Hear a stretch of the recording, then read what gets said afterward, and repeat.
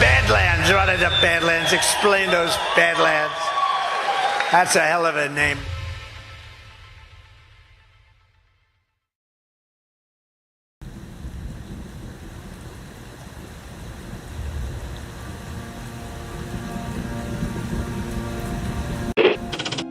Mr. Vice President, I'm going off script again, I know, but I just want to personally thank you. We've been through some stuff.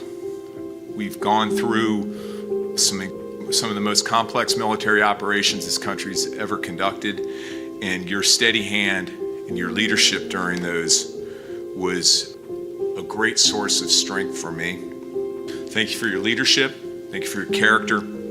Thank you for your selfless service.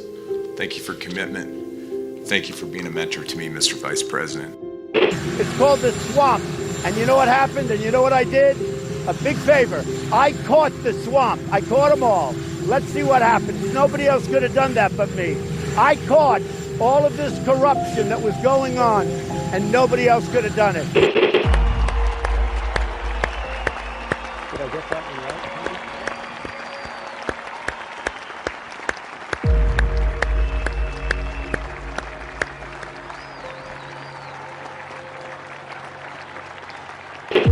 Every 4 years, we gather on these steps to carry out the orderly and peaceful transfer of power.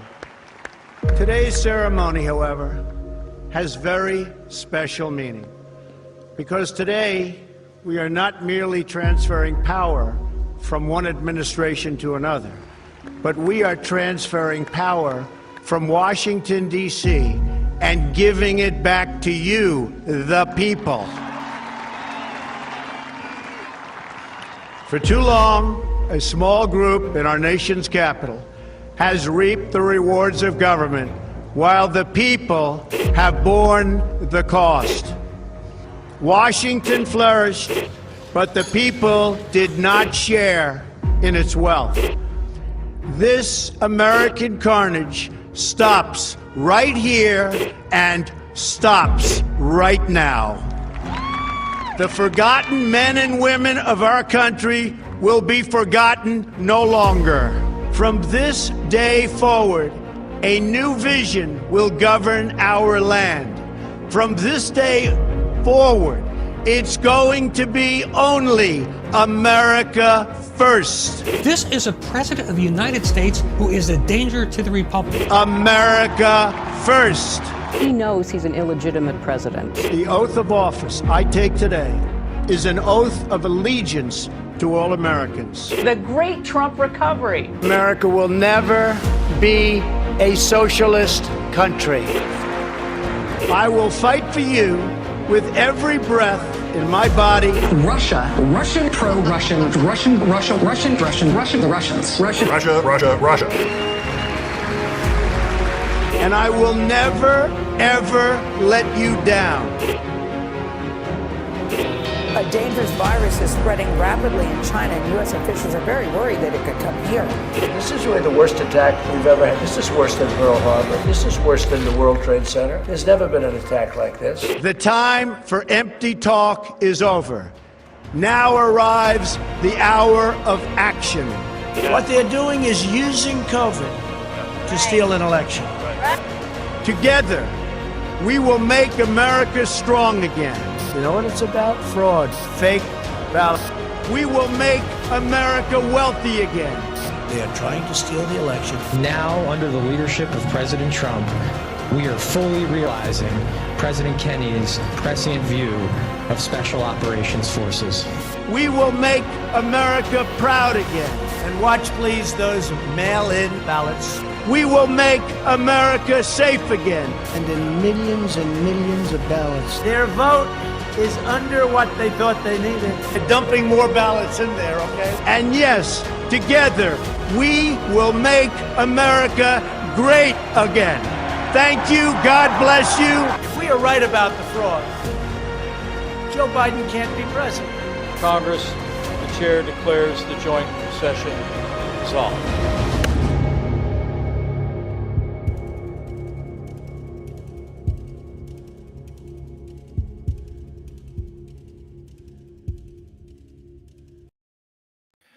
Good evening, everybody, and welcome to the Wednesday edition of the Devolution Power Hour. Bernie Wright, how you doing, man? Exhausted, as dads should be, but as we've been saying now, and I guess we'll say going forward, absolutely insane week. So that's energizing. Insane day, like every hour feels like it would have been the big topic of any DPH the last couple of years. Yeah, we didn't really have to prep for much here because we can just like scroll Twitter for a second and find something new to talk about. What did you look at in the last 10 minutes? Because that'll be the whole show. I have a lot of directions I could take this. We'll see how it goes. We are going to start with some Israel stuff, and we brought on our resident Israel expert to discuss those things. So I'm not even planning on talking for the next hour and a half because I know he's just going to roll with it. But yeah, we'll get to him here in a second. I thought you got outside today, man. You look real pale. You know what? I think I am pale. It's a problem. I was outside today burning stuff, and it's cold. Burning stuff? It's cold in the north. Yeah, so I don't have trash pickup, so I just burn all my cardboard once a month. Nice. You don't have trash pickup in Massachusetts? Not in my town. I could pay for it, but I'm not going to pay for that shit. So I pay for a dump sticker. I take my trash to the dump, but I burn my cardboard in a big burn pit out in the yard. Wow. Look at you. German Shepherd loves it because he thinks we're doing very serious work. Yeah, sounds pretty serious. But yeah, anyway, guys, we'll talk about the two main topics I would say are the Middle East discussion and probably a lot of the USAID funding, the corruption, how that ties into the Smith-Mundt Act. I know you wanted to talk about that. And yeah, we'll see what else goes on. But let's get a quick word from our first sponsor of tonight's show. And we got CB Distillery. We've cleaned up our diets, removed the harsh chemicals from our homes, so why are we still relying on outdated remedies for our health? Let me tell you about the highest quality CBD from CB Distillery. They offer natural plant-based solutions for sleep, stress, and even post-workout pain that actually work. Get this: 90% of people report better sleep with CBD. That's a huge deal. And if you're battling daily stress or trying to ease that nagging pain after exercise, CB Distillery has solutions for that too. Personally, my favorite product is the OMM. Awesome. Helps you just relax a little bit. The sleep one is great as well. Once you try it, you'll wonder how you ever got by without it. With over 2 million satisfied customers and a 100% money-back guarantee, you can trust CB Distillery. If you're still turning to remedies straight off grandma's medicine shelf, maybe it's time to switch to CB Distillery. Right now, you can get 20% off with promo code JOHN, J-O-N, at cbdistillery.com. That's cbdistillery.com, promo code JON. Not available in Idaho, Iowa, and South Dakota, which is super random. Shout out to Q Alerts, our What's buddy up, there Q in the Alerts? chat. Good week, good month, good year, I think, for Q drops. Well, people probably saw I had Stormy... what is that code language? Yeah, burning the books. Me and the dog are out there burning the books.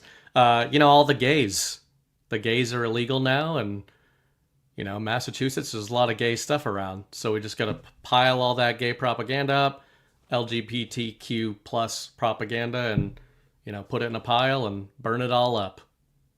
I got a kid now. I can't be allowing that stuff. Just keep digging. Keep elaborating. Yeah.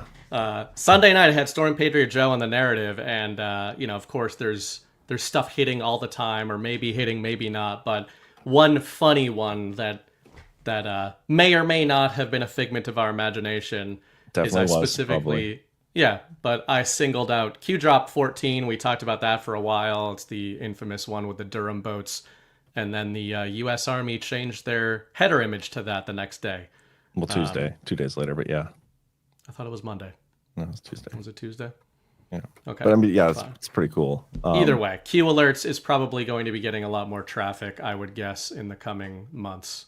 I'm curious how much traffic Q Alerts gets already. There's a lot of people into the Q drops, Very curious. Yeah, if you're still in the chat, let us know just generally. You don't have to say the numbers, but are you seeing a resurgence post-election, post-inauguration? Because I think we're seeing a lot of people come back around and be like, hey, what are you guys doing over there in the info war?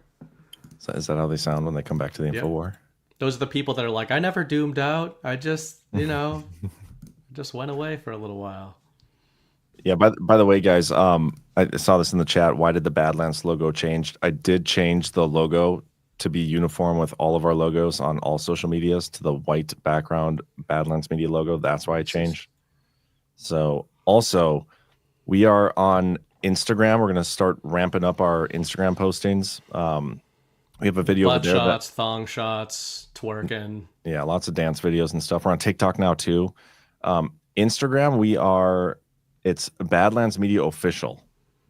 We're getting some traction over there. It's really weird. It's kind of awkward. But I'm here for it. So we'll see if it sticks. But anyway, let's bring on our Middle Eastern expert. Staff Zionist. What's up, Ghost? What's up, guys? How's it going? It's going well. Yeah. Big week for you, man. Dude, I know. And I've actually been over here studying geological survey charts for Central Africa. As one does when your wife is out of town. It's real hood rat stuff over here. But yeah, man, it's been a pretty crazy week. The things our wives catch us looking at on our computers are not the things wives typically catch their husbands looking at. Like, you looking at drops again? You looking at lithium deposits? Why were you studying Africa geological stuff? It's a long story that I know you don't want me to go into, but the short version is just that there is USAID kind of buffoonery happening there. And it's all related to Executive Order 13818 and the mineral rights that Trump took away back in 2017. The oligarchs want their $24 trillion worth of minerals back. So I've been figuring out where the minerals are in Africa relative to the territories being captured. Awesome. That was a test. See, old Ghost would have went on a 30-minute tangent about that. I'm so glad you asked. New Ghost. TLDR Ghost does not do those things. I don't know if you guys saw him. He was on the Daily Herald today, which was also a test for him, and he nailed it. He everything I asked for. It was short. It was sweet. It was very informational. He did a great job, and I will be bringing him back for sure. But this is test number 2. But you get a little wiggle room here because this is a much longer format, so we can be a little more detailed. But yeah, yesterday we had Trump and Netanyahu. Trump first signed a couple executive orders. The first one was, it was NSPM. And NSPM, those who watch the show regularly should be familiar with what NSPMs are, National Security Presidential Memorandums. That one was basically focused on, we're going back to my stance on how we handle Iran. They can't have a nuke. They got to get in line, all these things. And so that was kind of bringing us back to original Trump era Iran stance. And then the other thing he did was took us out of a bunch of UN groups and clubs and whatnot. And the interesting thing I told you this morning, Ghost, was every reason and justification for taking us out of those groups was because, like, they weren't. It was anti-Semitism. That was essentially it, and made sense. He did those two things on the day he met with Netanyahu. But the big one, you know what? I should probably pull this up, huh? Yeah, pull it up. Pull up the video. Give me a second. I don't know why I didn't have this prepared. Pretty embarrassing. It's hard. Can't even find it. I have to say though, I'm actually very pleased with how things look 24 hours later. 24 hours has made a huge difference. It seems like people are exercising a lot more discernment, and not engaging necessarily like in copium or hopium, but actually using like logic and reason and looking at things that, whereas 6 months ago, a year ago, I don't know if we would have gotten that out of the group. That's a great point, because there's a couple accounts I looked at who I was like, these people are going to be freaking out. And sure enough, they were, like, right off the bat, like 30 minutes of posts. Like, I can't believe you did this. I saw one guy call Trump the Antichrist. No joke. But then you fast forward even just a couple hours, like, okay, well, maybe this makes sense. Maybe there's something more here. Mm-hmm. So it was, you can see the learning curve in real time. Well, one note I wanted to make on that is the person I'm thinking of is Ian Carroll. I happened to see his video because he's super viral all the time. Came across my feed. Used the word discernment, Ghost, and I definitely think that there's attempts of that going on. I think a lot of this community has learned to try to wait a bit and see what's going on and, allow the fact that we might not understand what the moves are until they kind of complete. But the other side of it, to your point, John, is some of these figures, especially with really big followings, I wouldn't say that they started using discernment after a few hours. I would say that they read the room and took the temperature and realized that, Trump's mandate is so strong right now that the Trump is alternatively either anti-Semitic or a Zionist crusade isn't really going to work with their followers. And that particular account I mentioned was going on a whole rant about how he definitely didn't trust Trump, but he definitely was willing to give him a chance. And, his followers were making good points, so he was going to reserve judgment. So I think there was some of that going on, like some backward steps. Yeah, I think it's pretty obvious to see right off the bat. Well, no, let me play the video. This is the account, by the way. That's it's wild conspiracy theory. But if you saw all the posts before this, he was freaking out on Trump. And so this wasn't as wild of a conspiracy theory to this guy as he made it seem. He just said it this way to prevent the backlash. But let's watch this video and then we'll talk. The U.S. will take over the Gaza Strip, and we will do a job with it too. We'll own it and be responsible for dismantling all of the dangerous unexploded bombs and other weapons on the site, level the site and get rid of the destroyed buildings, level it out, create an economic development that will supply unlimited numbers of jobs and housing for the people of the area. Do a real job, do something different. Just can't go back. If you go back, it's going to end up the same way it has for 100 years.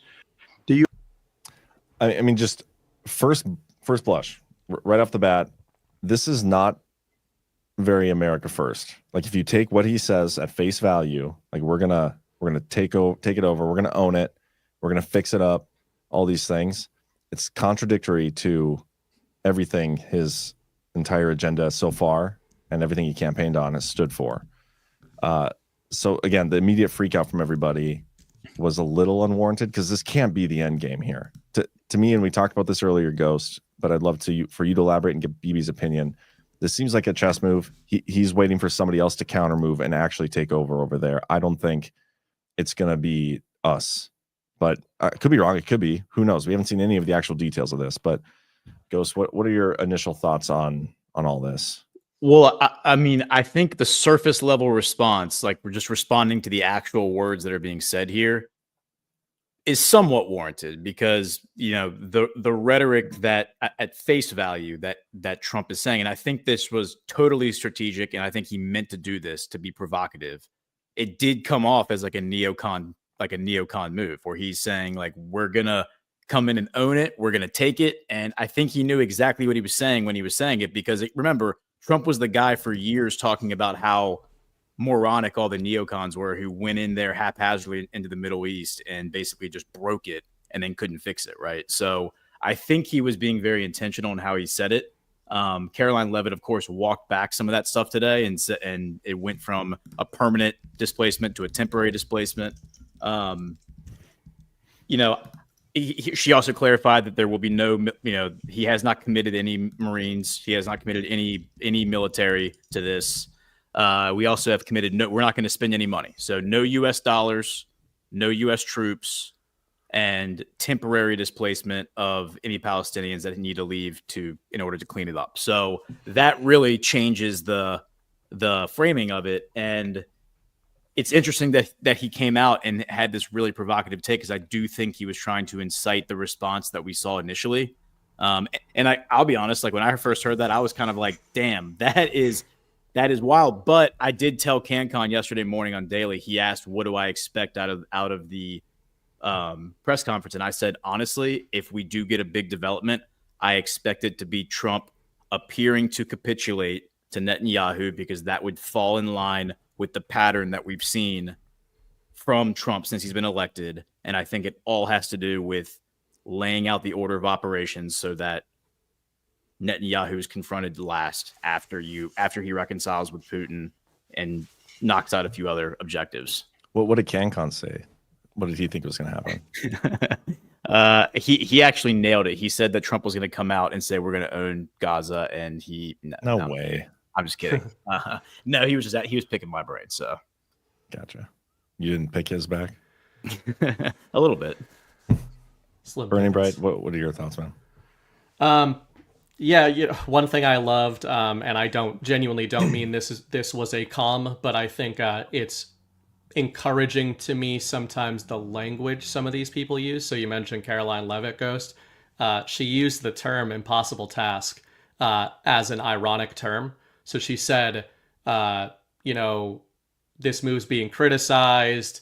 And she said, we've been told peace in the Middle East is an impossible task, but it's not, which is part of what I've been talking about for the last year. I've said that part of Devo, internationally, we've talked about Russia, Ukraine a lot on this show, but I said the Middle East is the Kobayashi Maru. It's the impossible task in terms of that's the narrative. And that's exactly the way Caroline Leavitt framed it today. She said the story we're being told is that this is impossible. And what Donald Trump is doing here is presenting somebody that nobody has ever thought to present. I was taken aback by it at first as well. But a couple of the reasons I think it's interesting, first of all, it's probably not going to be, to Ghost's point, like exactly what we see develop. Initially, this is a narrative deployment, right? We're just doing body language checks on Netanyahu, so I don't find that all that compelling of like, did he know or not? But if you just look at the surface level and you think, okay, whichever direction he seems to go in on a binary in favor of Palestine / Hamas or in favor of Israel, he's going to get vehemently attacked by the other side. And it's like nobody considered that. Ian Carroll video is fascinating because he was one of those frothing at the mouth, Trump is a Zionist guys like a week ago. And this narrative deployment literally paralyzed him. Like for 9 minutes, he's going back and forth with himself about how maybe he was wrong about Trump, but he doesn't really think he was, but maybe he was. And the reason is he's saying, well, what do you do? Like if we did have American assets, whatever you want to frame that as, on the ground in Gaza, what on earth is Israel supposed to do if they want to start bombing the Gaza Strip? What on earth is Hamas supposed to do, especially if they get their funding from somewhere specific? I took this as a warning, like that Trump, he does that anchoring thing we've been talking about recently and that the American people saw with Canada and Mexico. He starts with, this is what I could do. Just FYI, BB, and just FYI, other interests in the Middle East. I have the power projection capabilities to do this. So let's see what else transpires so that I don't have to. Pretty much the only way they would bomb the United States over there is if he named the strip the USS Liberty. So as long as he doesn't do that, we should be fine. I do have actually a very, very relevant 46-second clip, and this is from the meeting where Netanyahu came to visit Trump, exact same setting, to February 15th, 2017, and almost the exact same discussion. But I think it's worth watching and just like compare and contrast that moment and this moment. We only allow 45-second videos or less on here, so can't do it. But no, I guess we'll one exception, only exception for tonight. All right, fair enough. As far as settlements, I'd like to see you hold back on settlements for a little bit. Okay. And secondly, on the settlement issue. What did it say? It says awkward exchange between Netanyahu and Trump over settlements. So they're talking about illegal Israeli settlements. This is when the Israeli citizens, many of whom are actually U.S. citizens, run into the West Bank behind the IDF, and basically the IDF clears out the homes, and then these people go into the homes and say these homes belong to us now. Oh, I was just asking to like what it said on the screen because I thought, like, can you just rewind it like 5 seconds and I'll read it to everybody? Yeah, sure. No, go for it. As far as settlements, a little bit. To where right here, Trump and Netanyahu have awkward exchange over West Bank settlements. Okay.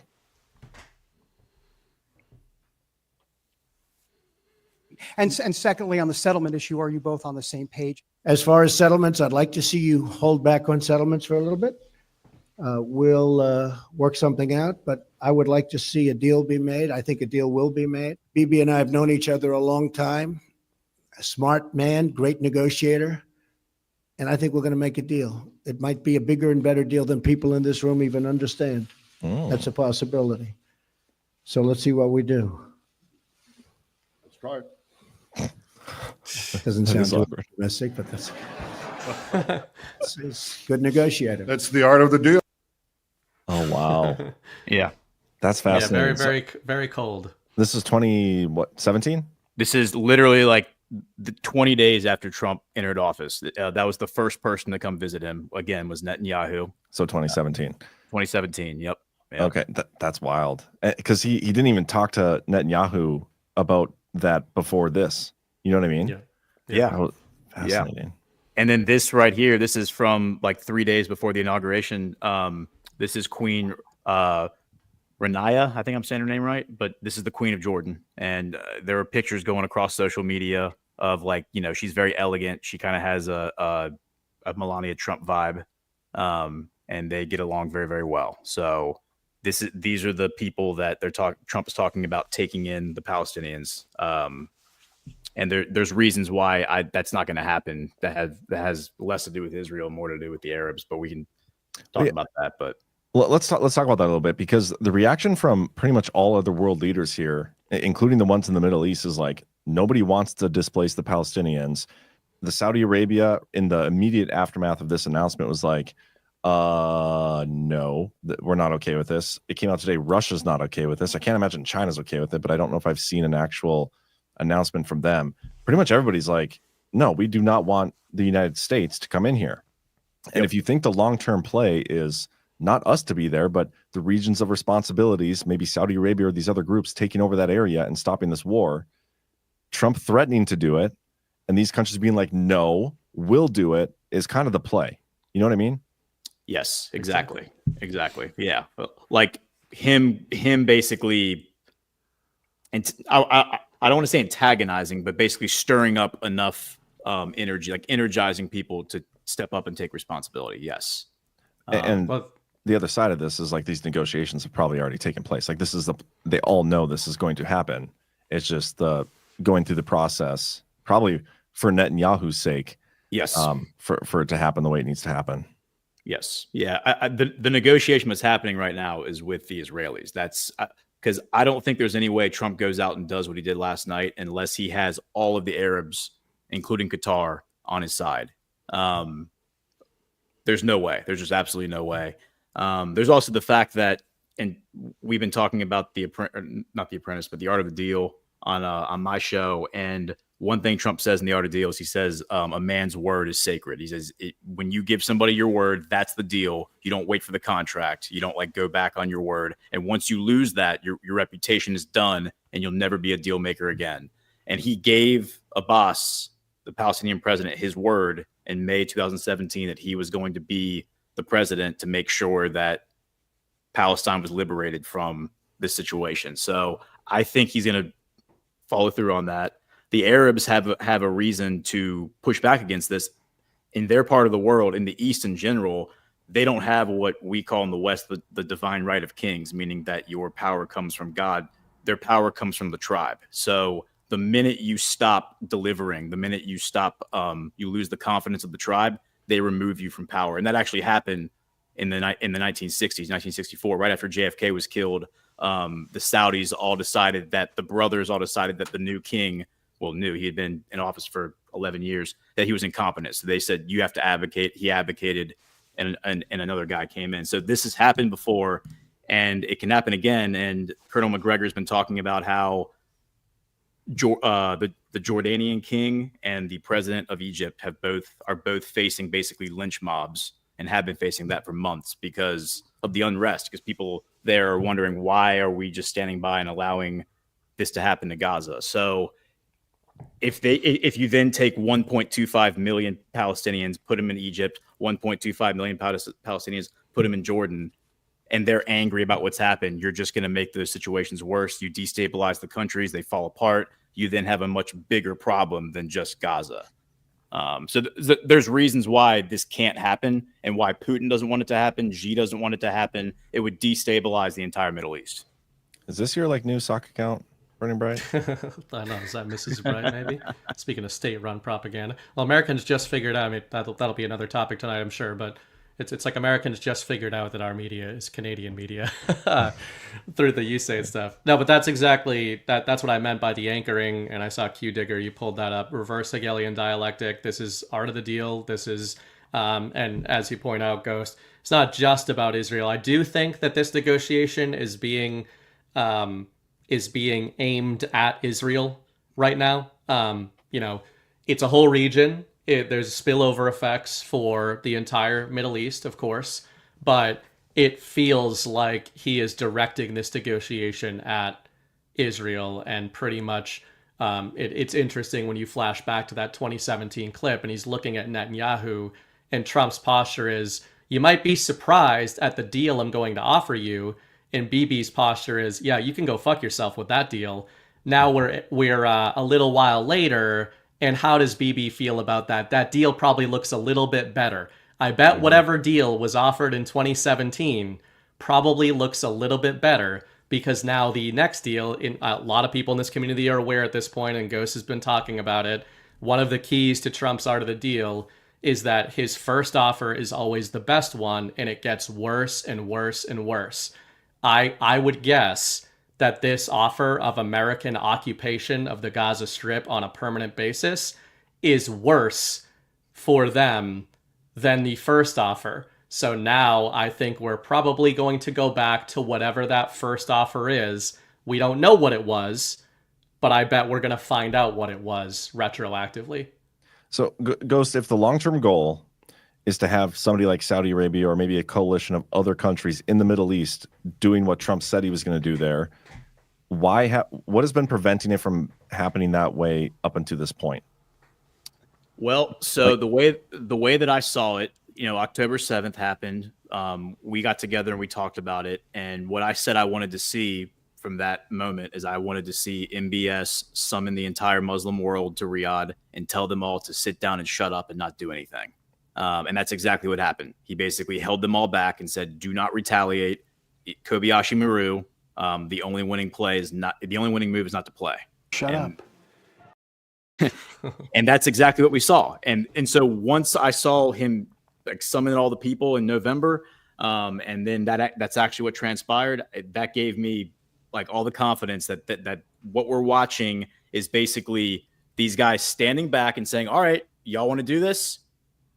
The stage is yours. Go ahead and do it. Look where we are now. I mean, the whole world now is looking at this and saying, who the hell are these guys in Tel Aviv? Why are they doing this? Why is this happening? Why can't we have peace in the Middle East? Why can't we have the two-state solution? Everyone on X right now, whether they hate Trump, love Trump, hate Israel, even people who like Israel, are all kind of saying, isn't this really weird that we're kind of bending over backwards to do anything and everything that Israel is telling us to do? And like you just pointed out with the executive order, pulling out of the UN and all their programs, which is a great silver lining, but because of anti-Israel sentiment, I mean, isn't that very strange? And so everyone's kind of asking the same question, which is, does Israel really have that much influence over our government? And I think that's something that should be explored. It's also weird too that they're talking about rebuilding this area, Gaza, and it's just been devastated. Carolyn Levitt today called it apocalyptic. Everything's destroyed. And while Trump is standing there talking about peace in the Middle East, he's standing next to the guy who ordered the destruction of it. You know what I mean?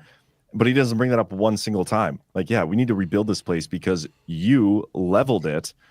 Weird. But again, kind of back to my question. I don't know if I really got an answer out of it. And if you did answer it, I wasn't listening or paying attention. Why haven't these countries done this before? If the end game is to have Saudi Arabia lead a coalition of people taking over the Gaza Strip, why haven't they done that yet? Why is it requiring Trump to threaten to do it himself to get them to publicly admonish it and then go in there themselves? You know what I mean? Why is this step required? Great question. Two things were required to get us to this. The first was we needed the guy. All right. And the guy is MBS.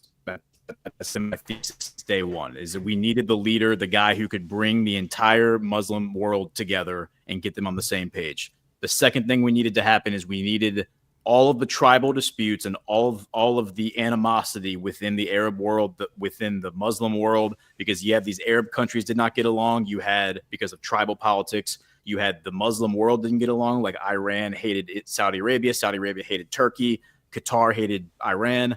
You had to resolve all that. A lot of that required cleaning out bad actors. We actually watched that play out 2018, 2019, 2020 with Trump's help.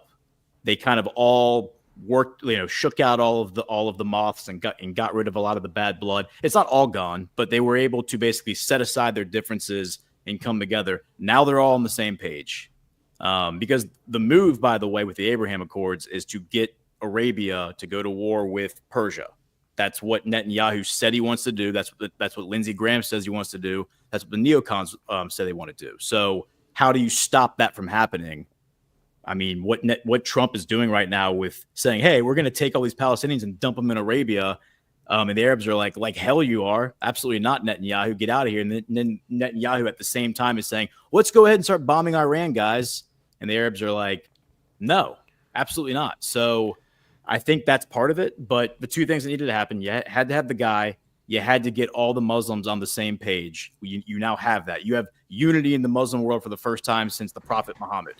So if I'm understanding Ghosts, the way I'm interpreting that, because it's complicated. I get what you're saying, but I also get what John is saying. Like, I think what we're looking for, why couldn't, or we don't know what the end game is, right? But I guess if we want to play broad end game, it's peace, right? It's for Israel to stop attacking Palestinians, for Palestinians to have a place to go. I see what you're asking, but given the explanation you just gave, it makes me put together. It feels like this negotiation is all toward Israel. And the explanation you just gave, I think, indirectly answers the question. So if the Arab world, when the Arab world was separated, you had this kind of trinity over there, right? You had Israel, Arabia, and Iran.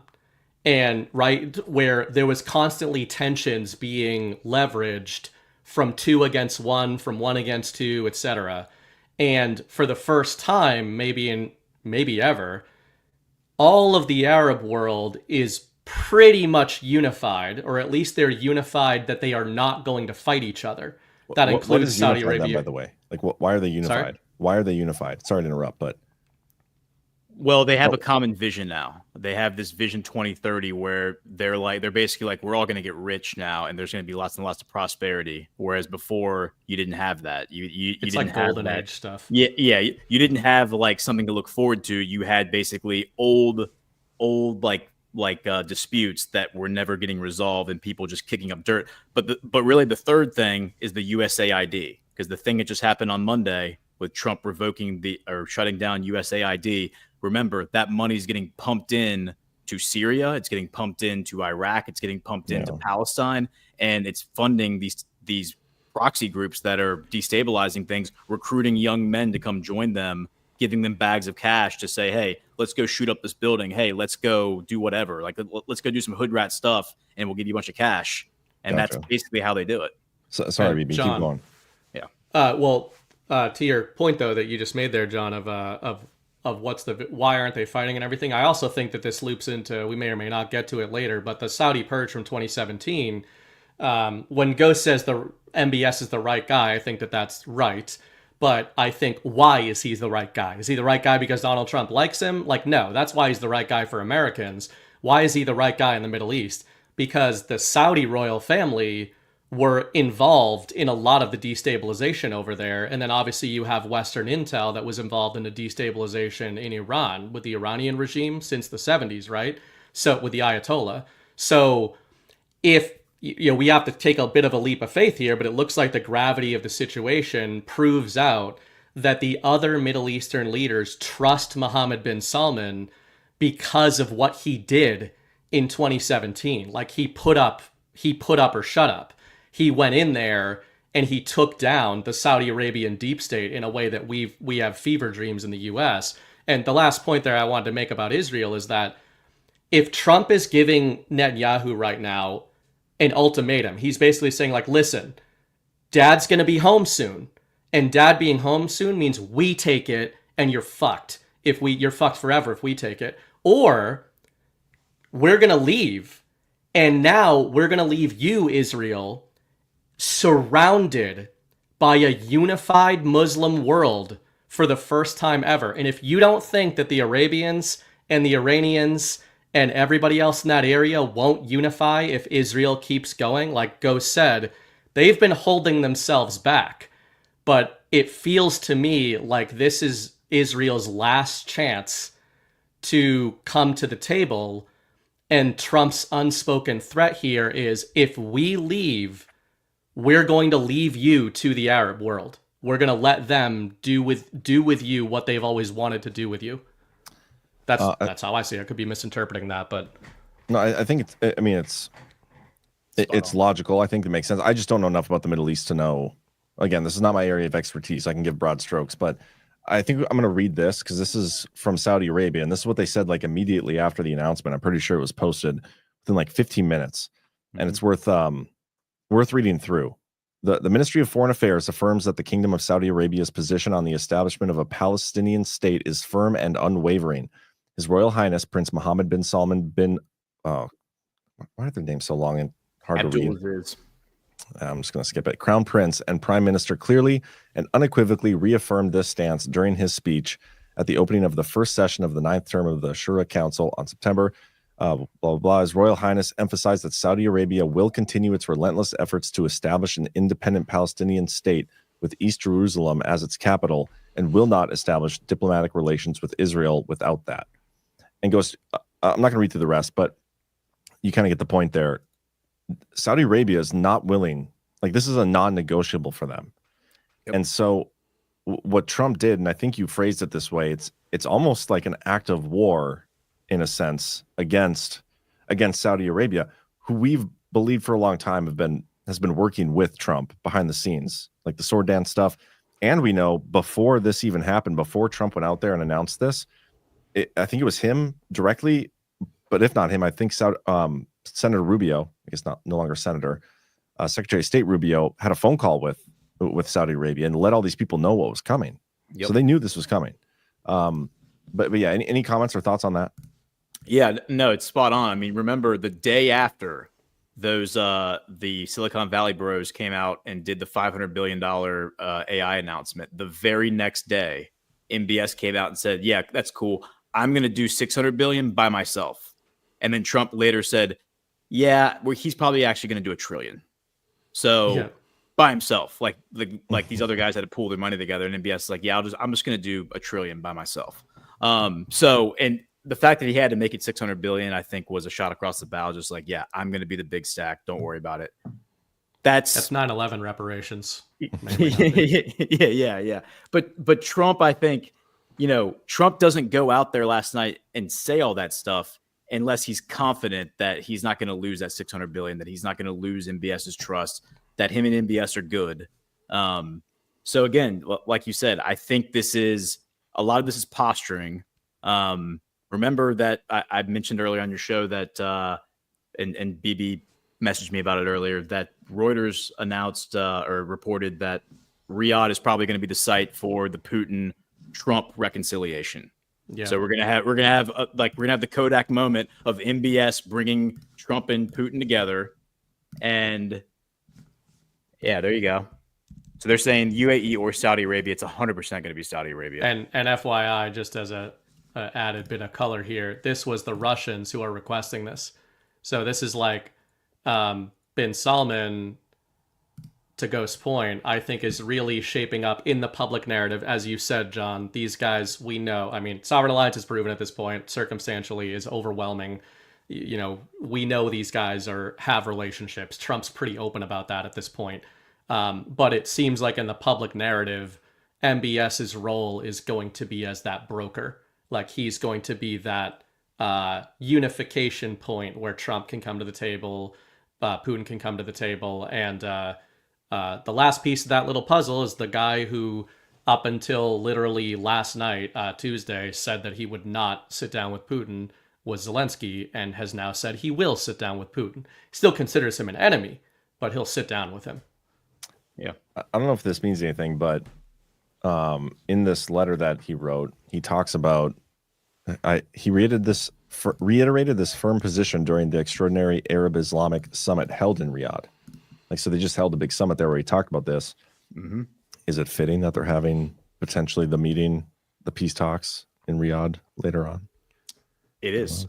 I think it's definitely symbolic. I think it's definitely, I mean, what MBS has said for the past 10 years is that his vision 2030 is that he wants Riyadh to be literally the center of the world. It's already the geographic center of the world. He wants that to be the conference room for where people come to meet, not Davos, not Belgium, but he wants Riyadh to be where parties come to meet and reconcile differences. So I think this makes a lot of sense. And the beauty of that too, like on an esoteric or human level, is that what is that region of the world known for to East and West for the last 100 years? Bloodshed, war, misery, chaos, right? And if we are going into this global golden age, it would be fitting for the Middle East. Geographically, it makes sense, of course, as you said. Culturally, it makes sense because they're kind of the perfect middle point between Eastern and Western culture. But also just in terms of poetic justice, spiritual healing. If you've got the Middle East being a place that becomes known to the next generation as the place of peace, like the cradle of peace, this is where people figure shit out. I guess an open question, maybe to both of you, is we don't know where this stuff is going to go, right? But if we're assuming that Trump is dealing here, that he's negotiating, usually it doesn't mean we're going to get what he laid out. Usually it doesn't mean we're going to get this U.S. rebuilding of Gaza, etc., right? Just like we didn't get the tariffs on Mexico and Canada that he was saying. Trump in the past has talked two-state solution, as you just pointed out, John. MBS is two-state solution. Putin is two-state. Xi is two-state. Everybody's two-state except for Bibi Netanyahu and Lindsey Graham. Do you think that this story ends some way, somehow, with two-state solution codified, and that's the deal, right? Is Trump sitting here going, you're getting a two-state solution. It's either we're going to babysit you permanently on your border, or you're going to do the two-state solution and in accordance with what the Arab world wants.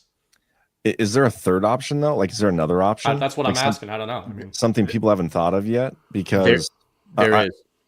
That's where I think it's going to end up being, because the two-state solution, a lot of what I've listened to today, I even did listen to like 10 minutes of Ben Shapiro just to see what he was saying, and he was like totally on board with this. He loved it. I couldn't handle much of it, but they're talking about, like what Trump did here. This is totally unconventional. Nobody's done it like this before. It's a completely unique idea, all these things. I'm like, yeah, that's true. And then he's like, and this is going to result in the two-state solution or something, which is like the idea that's been there forever, right? What is the other option? Well, the other option that's been presented more recently, I've heard Colonel Wilkerson, who's the guy who has gone on the Napolitano show and made these devolution type remarks about certain Pentagon officials and sitcom combatant commanders. He says that I've heard a few other people say it as well. Basically, if you can get the hyper radical Zionist element out of the Israeli government, like out of Israeli politics, and just restore a actual real quote unquote democracy, as much as we've all come to despise that word, you could actually see maybe a one-state solution where the whole thing can work. I don't know if that's possible day one. It probably is a process, because there's going to be a lot of distrust and mistrust. It would require a pretty extraordinary event for you to go there like at one time. But I mean, I think it is possible to see a one-state solution if you don't have the Jewish supremacist view in Tel Aviv, where you have guys in power right now who say, we want to conquer these areas, and then the Arab citizens who choose to stay will have citizenship, but they will be considered second-class citizens. Smotrich has a thesis where he's written that out like in legal form, and what that would look like codified into law. So you have to get that element removed. I think even a two-state solution with that element there really makes the two-state solution have a lot of friction and tension. So at the very least, you need the two-state solution, 1967 border.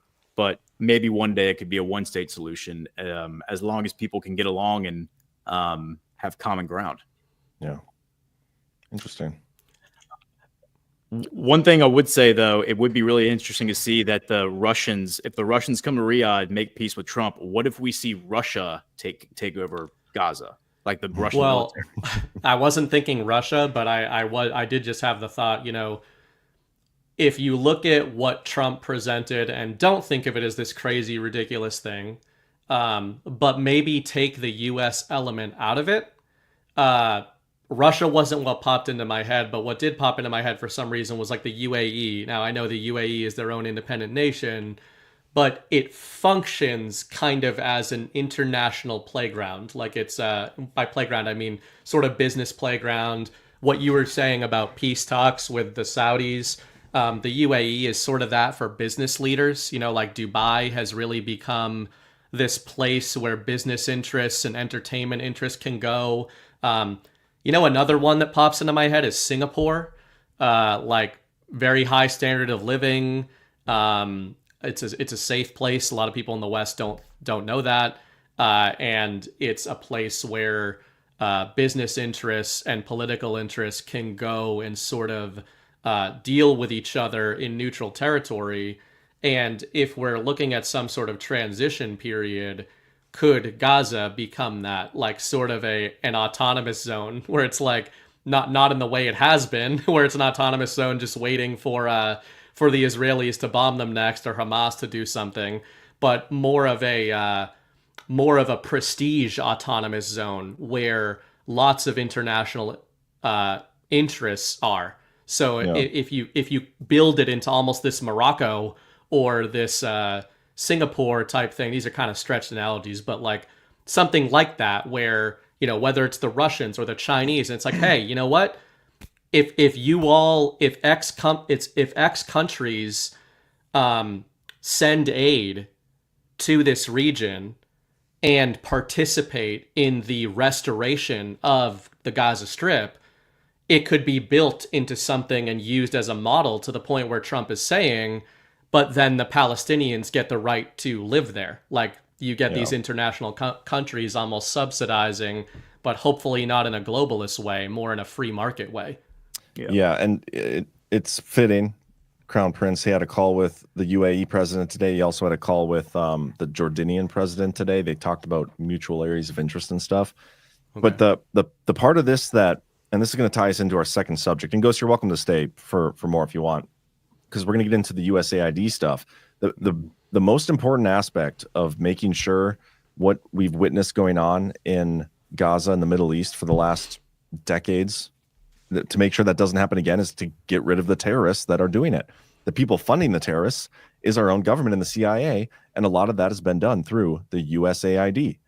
And that is being wiped out and taken off the table now. Like that's one source of their funds directly, and it's going bye-bye now, or at least it's being exposed. We're going to get to that, but first I got to get to our next sponsor, so bear with me. We got Field of Greens. I try to eat healthy, but I'm human. Occasionally I fall off the healthy eating wagon, and that's why I got my diet insurance, Field of Greens. Even when I mess up, my diet nutrition, Field of Greens, keeps me on a healthy track. What's the point of supplements or green drinks if you aren't 100% confident they'll improve your health? Field of Greens is radically better. It's the only one that promises better health or your money back. Just enjoy a delicious glass of Field of Greens each day, and at your next checkup, your doctor will notice your improved health or you get all your money back. Each fruit and vegetable in Field of Greens was doctor selected for a specific health benefit. There's a heart health group, lungs and kidney groups, metabolism, even healthy weight, and you also get a bunch of energy from it. And the better health promise, your doctor will notice your improved health or your money back. You can get 20% off your first order. To get you started, just use code JON at fieldofgreens.com. That's fieldofgreens.com, promo code JON. All right. Yeah, let's talk a little bit about, unless there's anything else you guys want to say about Middle East. Otherwise, I think we can segue right into the USAID stuff, because the last couple days, maybe even since Monday, the whole story, Elon Musk gets access to USAID. They end up locking a bunch of people out. They shut the whole website down for a while. When it comes back online yesterday, there's just a big page there that says, like, you're all fired. F you guys. And now they barged in, John. Barged. Bunch of nerds, like bunch of creepy nerds, as the Democrats are saying. And it's kind of fascinating watching this stuff all get exposed on Twitter. Like, everybody's getting involved. They're digging up stuff from the USA spending site, seeing where all this money is going. Not only is this stuff going to like just foreign trans, group stuff overseas, which is just coded language for regime change operations and terrorist groups, but it's also funding media here, domestic narrative warfare operations. The same people who were burying Hunter Biden laptop stories, who were helping cover for Biden the last 4 years, like you name it, it was probably being funded in some fashion by the USAID and our government. And it's a huge, huge story. There is another aspect to this I want to talk about, but I think we should celebrate the good stuff first, because this is more of a, people aren't going to like hearing this take. And so, but yeah, what are you guys' thoughts on it so far? Before the show, I was saying, and I know, John, you mentioned that Mike Benz talks about this a lot, the Smith Modernization Act. So for anybody who somehow is not aware, the Smith-Mundt Act of 1948 was amended in 2013 during the Obama administration, and essentially legalized government propaganda without saying that. This was under the guise, or under the auspices of United States government storytelling or narrative toward foreign interests. That was what it was supposed to be, but there's no parameters put on it, right? So I had told John, I had an interesting back and forth with Grok earlier today, where I was asking about the Smith-Mundt Modernization Act, because I said on Twitter today, this should be the first thing people think of when they see money being disclosed going to Politico, the New York Times, US media. You should think propaganda, obviously, and then, okay, let's reverse engineer that. People are using terms like illegal online, and what I was saying earlier today is actually the scandal here is that none of this is illegal at all. This is very legal, and it was legalized in 2013. So I think that we should shift this conversation. In the wider space, stop calling stuff illegal. Start looking at the game, right? Don't look at the players, look at the game. They're all playing the game according to the rules. Politico's playing according to the rules. The New York Times playing according to the rules. They're propagandists. They're professional, legal government propagandists.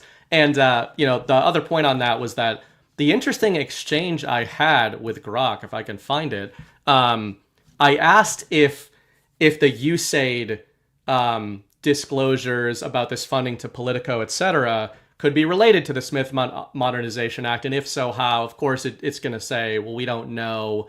But it did say that there's so much wiggle room in that act that it says USAID's involvement with media often pertains to international development, democracy promotion, and countering disinformation abroad. However, if USAID funds were directed toward American media companies, they can be for purposes like supporting journalism in areas of U.S. interest or countering foreign disinformation domestically, especially in the context of global information wars. So that's the loophole that is in this foreign propaganda. I mean, I don't think foreign propaganda should be legal either, but it is, okay.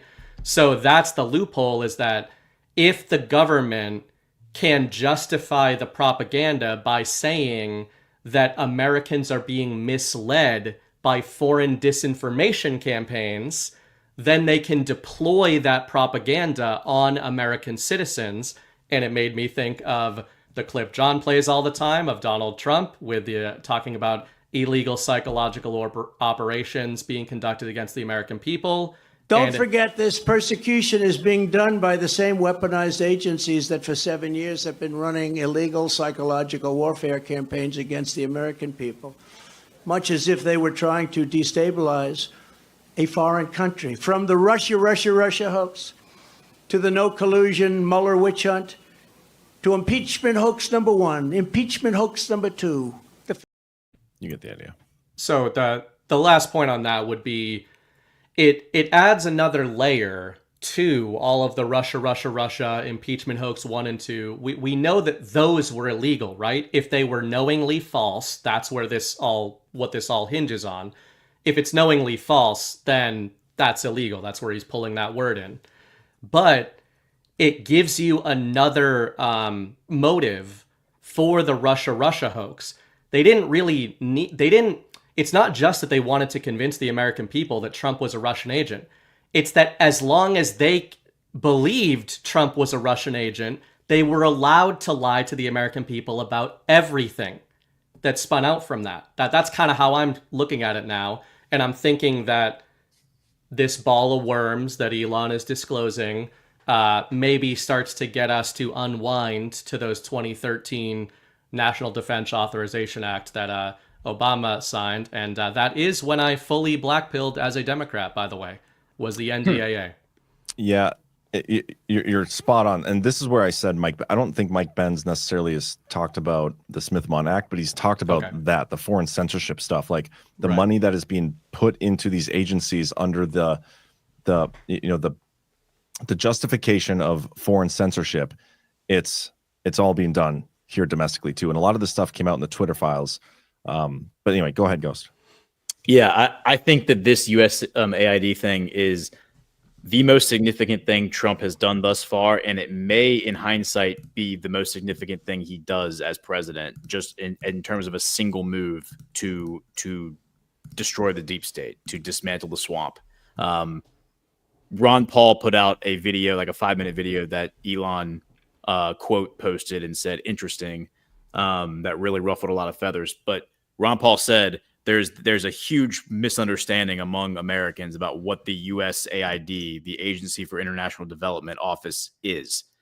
Y'all think it is something that engages in humanitarian efforts. The only reason that office exists is for regime change operations. That's the only thing it does. And that's what Ron Paul said. Including here. Yeah, including here. And as I said on a few other shows earlier today, what we've lived through under the past 4 or 5 years is what every other country has lived through for the past 50 years because of our government. And that's why a lot of countries have, a lot of people across the world have animosity towards the U.S. government, is because we've been doing to them what our government has done to us for the past 4 years. We just got a very small taste of it. You're spot on, man. It is really cool and fascinating to see people kind of wake up to this. The part that's a little, I don't know how to say this the right way, but it really shouldn't be that upsetting to people, because we've been talking about this for a long time, especially Chris Paul. Chris Paul has been on the nose about this for years. Let me pull up this post, because this is where I saw it today again, and I sent it to Chris, and he's like, I just read this again, and this is exactly what I've been talking about since the Twitter files dropped, and it's spot on. Hold on, I gotta find it. Gosh dang it, it might take a second. This guy's a lot of posts. It's The Last Refuge. I don't know if you guys are familiar. Yeah, the conservative treehouse. Maybe it's this. No, that's not it.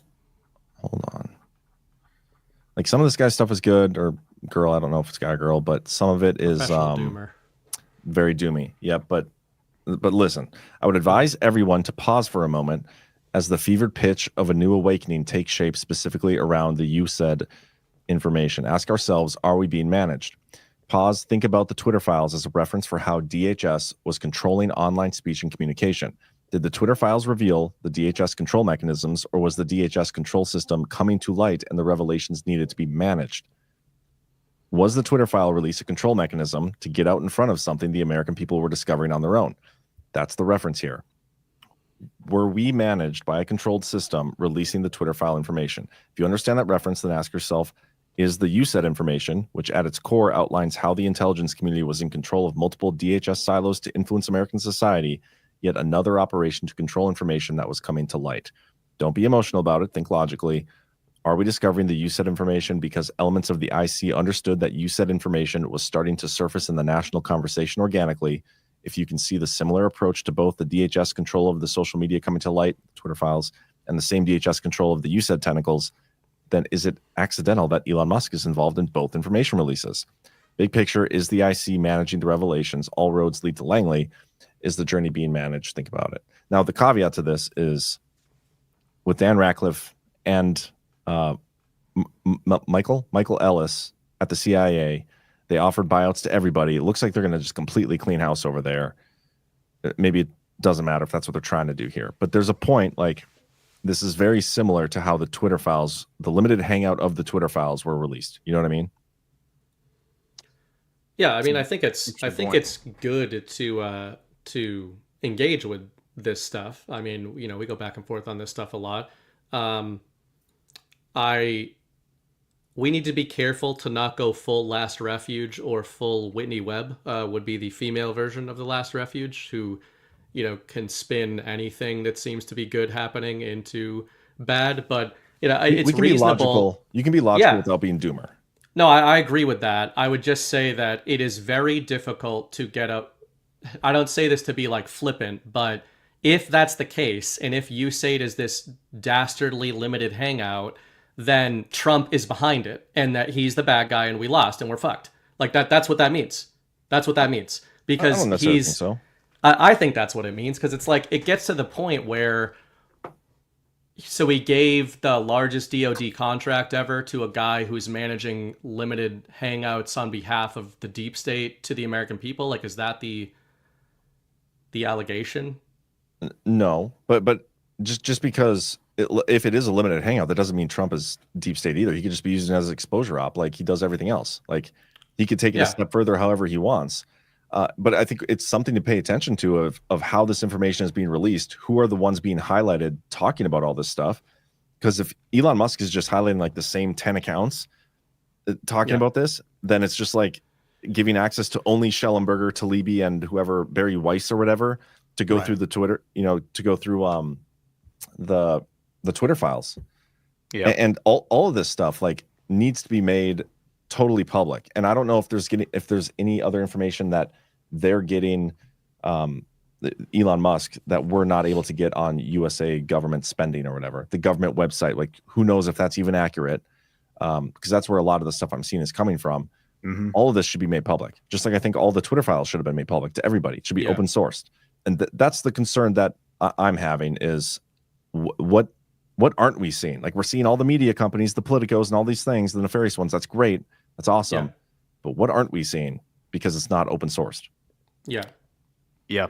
That's a really good point. I would say that one of the really positive things I am seeing come out of this, that is a really, really important thing to focus on, is are we getting the full picture? Kind of like what Ezra Cohen-Watnick said about the JFK files.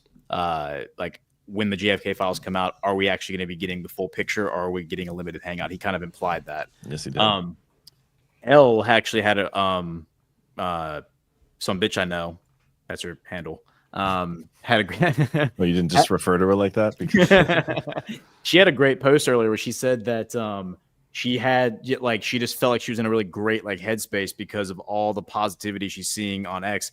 Coming on X, she's not seeing the divisiveness that you see every day where everyone's at each other's throats. Instead, it's like everyone is posting the digs that they're doing on the USAID AID website, being like, look what I found. Look what I found. And she's like, this feels like a throwback to like the old days of like 4chan and like 8kun, where people were just posting their information that they were finding, and everyone was kind of building on what other people were figuring out. And it felt like a real collaboration as opposed to, like a competition to see who could be the biggest hardo. So great point. So I think that's like a really, really important thing to also note, is that in order to really make a success out of what this is, the Great Awakening, whatever you want to call it, I think that everyone has to recognize that we're not all going to be on the same page. There's never going to be a moment where we all are like, oh, we all agree on every single thing at once. It's going to be more about setting aside our differences and focusing on the common ground, focusing on where do we have shared interests. And this situation is a perfect example how our government is controlling the entire world, but also controlling the American society with this nefarious, agency. I want to piggyback on that too, because I think that helps me clarify my point. I think that it is logical and reasonable to not just like wait for Elon Musk to come down from the mountain with the sacred tablets and present them to us.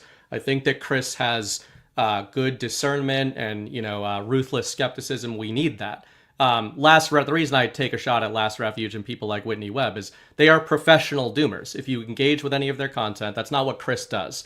Chris is a skeptic who doesn't want to be bamboozled, just like none of us do, and often does sniff things out where we're being misled. There are other people who their job seems to be, or their self-imposed job is to demoralize everybody about everything. And what Ghost just said there, my point is basically that. What are the net effects? This is what I started doing the first year I started doing InfoWars stuff. It's good to try to ask like who's getting the information and how much is being held back. But if I try to engage with even the limited hangout theory and say, okay, let's say that that's what's going on. How does that seem to be going for them? How is, if from the perspective of the American people, you can never again, as the president, ever get the public mandate to create an agency that functions like USAID ever again, right? So like where I come from is if the limited hangout is at the point where they are disclosing the general vector of deep state power projection to hundreds of millions of people, they are not in a good spot. And you can't put that back in the bottle, right? Trump can't go up there and be like, we're going to start MAGAID, and we're going to hide everything from you there, but totally trust us, bro. Like, if he did that, he would get called out by 90% of these 100 million people, talking about this stuff around the water cooler. So that's just what I mean there is that the Whitney Webbs of the world, the reason I bring her up, and I don't care about saying people's names, is she'll like push Bitcoin, for example, whatever your thoughts are on that, and then go on a podcast about how these people control the network. And then on one podcast I saw, the girl interviewing her is like, so are you pro Bitcoin and think it's a decentralized solution or no? And you can sometimes trap somebody like her or the Last Refuge and realize that they're literally never going to give you a positive answer because they're either not supposed to give you a positive answer, which means they might be the ones leading you into the wrong direction, or they're incapable of thinking that something could be going well. I get everything you're saying, and you're making great points. We can never have an agency like you said again, right? But think about this: what's our major concern about the election victory from 2024? Is we don't want people going back to sleep because we got it now, we won now. Elections are fine again. The USAID budget is like less than 1% of our total budget. How much of our other agencies and government spending is similar programs like this? We can expose one of them. Everybody thinks the problem's taken care of. And if we don't get it all, then there could be other agencies just like this in other parts of our government that we are not even aware of. Well, granted, but Elon Musk follows up this storm about USAID by saying IRS next, right? Like, so we do need to hold them to account, John, for sure. But I just think sometimes there can be this whiplash of like, it's not enough. And it's like, it's February 5th. Yeah, no, all I'm saying is this is the same, like all the feels of the limited hangout we got with the Twitter files, which I'm not saying is a bad thing. I'm not saying what we got out of the Twitter files was bad. Yeah. I'm just saying that was a limited hangout. That was a definition of a limited hangout. And I think it's okay to acknowledge when we're seeing a similar pattern with how things are unfolding here. Like that's all I'm doing. I agree. Yeah, I'm just saying that there are certain people that like, I don't think they're having this conversation that we're having. I think they're just playing the opposite game. It's like the hipster version of everyone thinks this is good now, so I'm going to go in the other direction. Those I just mean that you have to equally be careful of like, people with that mentality. It's almost like we could get the Great Awakening and like world peace, and they'd be like, yeah, but what if they wanted us to have world peace for 100 years? Just to like, I know we're not there, but that the Last Refuge will be dooming out if we go to like what he wants, because he doesn't really have a solution for any of this stuff. For sure. But even the people who doom out, like sometimes they're going to have good points, I just thought it was a good conversation to have. But yeah, we're very early into this. Trump appears to be holding nothing back. And that's why I'm excited about what we're seeing. I just wish this would all be on a blockchain, completely 100% open source. I want to see more of what Elon is doing because it's very cloak and dagger. Like he's got 6 people sleeping on couches at these departments. Teenagers. They're not allowed to come out. Nobody knows. Limit. Yeah, yeah. It's such a crazy story, and like it's not the freaking military doing all this work. It's these 6 teenagers, right? Yeah, right. Literally. Like, do you like think sometimes kids from 4chan, the kids who grew up on Yeah. 4chan? Well, both of you, I'm wondering, especially you, John, with Devo. I've just been playing, for years we've been talking about like these are narratives translating what may be really going on behind the scenes. It feels to me like recently it's gotten so, like the public story has gotten so cartoonish that it's like, are they trying to soft disclose that, or are they trying to provoke the media into asking them what's really going on? Like, do you ever get the feeling that that's what's going on, that they're trying to put the media on the spot and be like, yeah, ask me if it's really these 21-year-old kids that are running Doge. I don't know. Yeah, I mean, it's hard to believe. You obviously you have those thoughts with everything. It's try to keep an open mind. It goes between actuals and narrative all the time. Especially, it's getting harder for me with doing this new daily show because I'm trying to be like more. This is what we're being told. This is just the news. Get us through as much as I can, and it's hard to like switch gears in my head between between CanCon and Chris Paul, you know what I mean? Like that is the scale, actually. That's the Badland scale, which is why no matter all the shit I talk about CanCon, we need him. Otherwise, our scale would be lopsided. Yeah, we're gonna spin off into the reality prime, and we need we need that anchor point. It's not it's not easy going back and forth. It's not, but but yeah, I definitely have those thoughts. Like, there's no way that 6 teenagers are going through the Treasury Department's books and finding all this stuff and like. But it's a hilarious college deployment. sophomores, not. It's a hilarious deployment. I mean, yeah. Because think of this too. The deep state, right?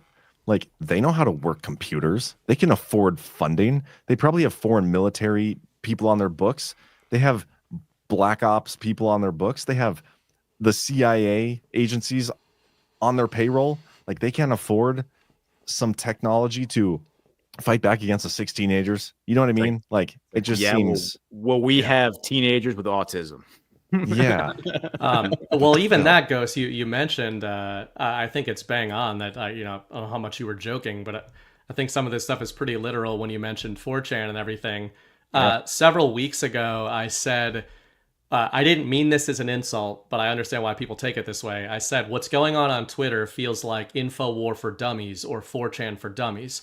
And I don't mean dumb people. I mean, as you said earlier, it's like a nicer, more normie-friendly version of the live digging that was going on by absolute shitlords. Like, if you found your way onto 4chan circa 2010...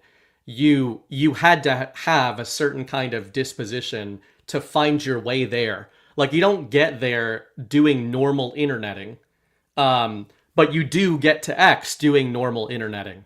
So the info war that we're going to see, and it does make me wonder if part of this whole, like, oh yeah, it's Elon and his little band of Goonies, like, it's the Goonies, the autist 4chan Goonies. It genuinely feels to me like trolling of the deep state. Because to your point, John, the deep state knows, or at least suspects, like where this information is really coming from. They've been suspecting the devolution operation if they don't know it for a fact. So I don't think that the deep state thinks that it's Elon Musk and a 21-year-old on 4chan that are digging all this stuff up on them. Well, somebody in the chat's like, I must have missed the story about these 6 teenagers.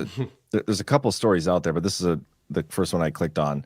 Doge versus USAID, how Elon Musk helped his acolytes infiltrate world's biggest aid agency. Funding the CIA and operations all over the world. These guys took it over. A posse of cocksure young engineers answering to Musk have stormed through Washington, D.C., gaining access to government computer systems as part of what Senator Chuck Schumer has called an unelected shadow government, conducting a hostile takeover of the federal government. The young men, who are all under the age of 26, have almost no government experience, have tapped into the Treasury Department's federal payment system and vacuumed up employment histories at the Office of Personnel Management. roughly 20 Doge employees. Okay, so I was a little wrong. 20 employees, all under the age of 26, completely taking over the computer systems of our government and exposing it all. It's a wild story. I have to share this because we had a celebrity commenter comment on this. Let me I'm just gonna drop in the chat and you can share it, John. But what's this? Just take a look at that X link I just put in there.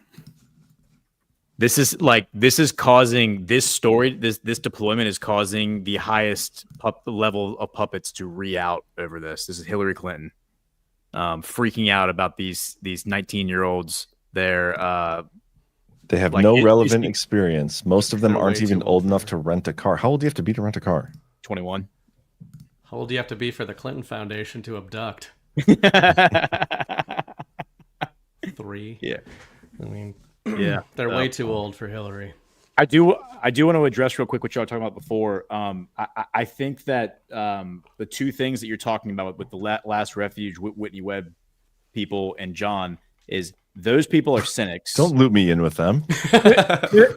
No, I'm saying it's two different ends of the spectrum. John, you're on the Whitney Webb scale. You're on Web Watch. You're engaging. How dare you? You're engaging in vigilance. Like you're engaging in vigilance, which is what we all need to adopt. Like our culture needs to adopt a vigilance and have like a watchdog mentality over every single thing our government does moving forward, regardless of who's president. What these other people seem to be falling into is cynicism. And a lot of that has to do with when you just study this stuff, which is so depressing and so dark for so long, it is very easy to fall into like a pit of hopelessness because it just seems so overwhelming. Like, how are we going to defeat this? Like nobody ever thought that USAID was going to be shut down, right? To your point, Ghost, I mean, I'm biased with this, but I think that a lot of these kind of cynical, nihilist, postmodernists that we're seeing that are putting out good information, but that have just doomer glasses on, I think most of them are former liberals. And I can attest that as a Obama voter, it's not just that I'm a former Obama voter and it's like you're going to doom out, right? It's that voting for Obama in 2008 was a response to like what liberals saw as this horrific darkness of the Bush regime. And then it felt like the Great Awakening. I know it sounds so silly to conservatives who knew Obama was bad, right? But y'all still voted for the Bushes, or a lot of you did. So we both got hoodwinked, but like it was so demoralizing for liberals who are not retarded to have fallen for the hope and change. It was like the MAGA of 2008, but just opposite. And then when you find out like this motherfucker, and that's what I said earlier, the 2013 National Defense Authorization Act, it wasn't just the Smith Modernization Act. It was that Occupy Wall Street was something that liberals were ridiculed over by conservatives, and they were 100% right about. So like conservatives at the time were defending Bernie Madoff and Wall Street bankers. Now we're all on the same side. But to your point, Ghost, I do think some of these cynics, they're ex-Obama voters. They've been hoodwinked by both sides. And so they can't believe that it's possible that we actually do have something different in there right now. And I was there. Like it took me a while with Trump, and the Q drops were instrumental in that for me, to see him as something more than just kind of a bull in a china shop. So I can have sympathy for it. It's just that at times I'm like, man, I go on YouTube and like, the most watched episodes of any podcast are these people just dooming out about every single topic. I just want to clarify something. I never voted for McCain or Romney. I actually was ahead of my time and wrote in Trump in both 2012 and 2016 and 2008. That's a joke. That's a joke. I love it. I love it. Seem like you're lying. You weren't sure. So the way that I reconciled the two positions that y'all presented, because I think both of them are extremely valid. Which one's more valid? John, you're the Whitney Webb position, John. Well, no, I'm not. No, I would actually argue that John's position is probably the most valid because it requires he's calling for vigilance, and he's calling for never being satisfied with what we're being given. But burning bright, you sim. The problem is that Webb has not been satisfied enough. I think you cracked it, Ghost. The metaphor that I think I used the first time I came on the show was these people they live in a fortification that they have developed over generations, maybe over centuries, and they have contingency plans, and you're never going to be able to penetrate that fortification. The only way you're going to get to them is if you're able to draw them out into the open and then attack them, which is what I think Trump has done over and over and over again. They fall back on their contingency plans once they lose, the proverbial ground. And that's what these limited hangouts are. They say, okay, we have to surrender this ground. We have to fall back. Yeah. We throw out some truth nuggets. They feed on that and we run away.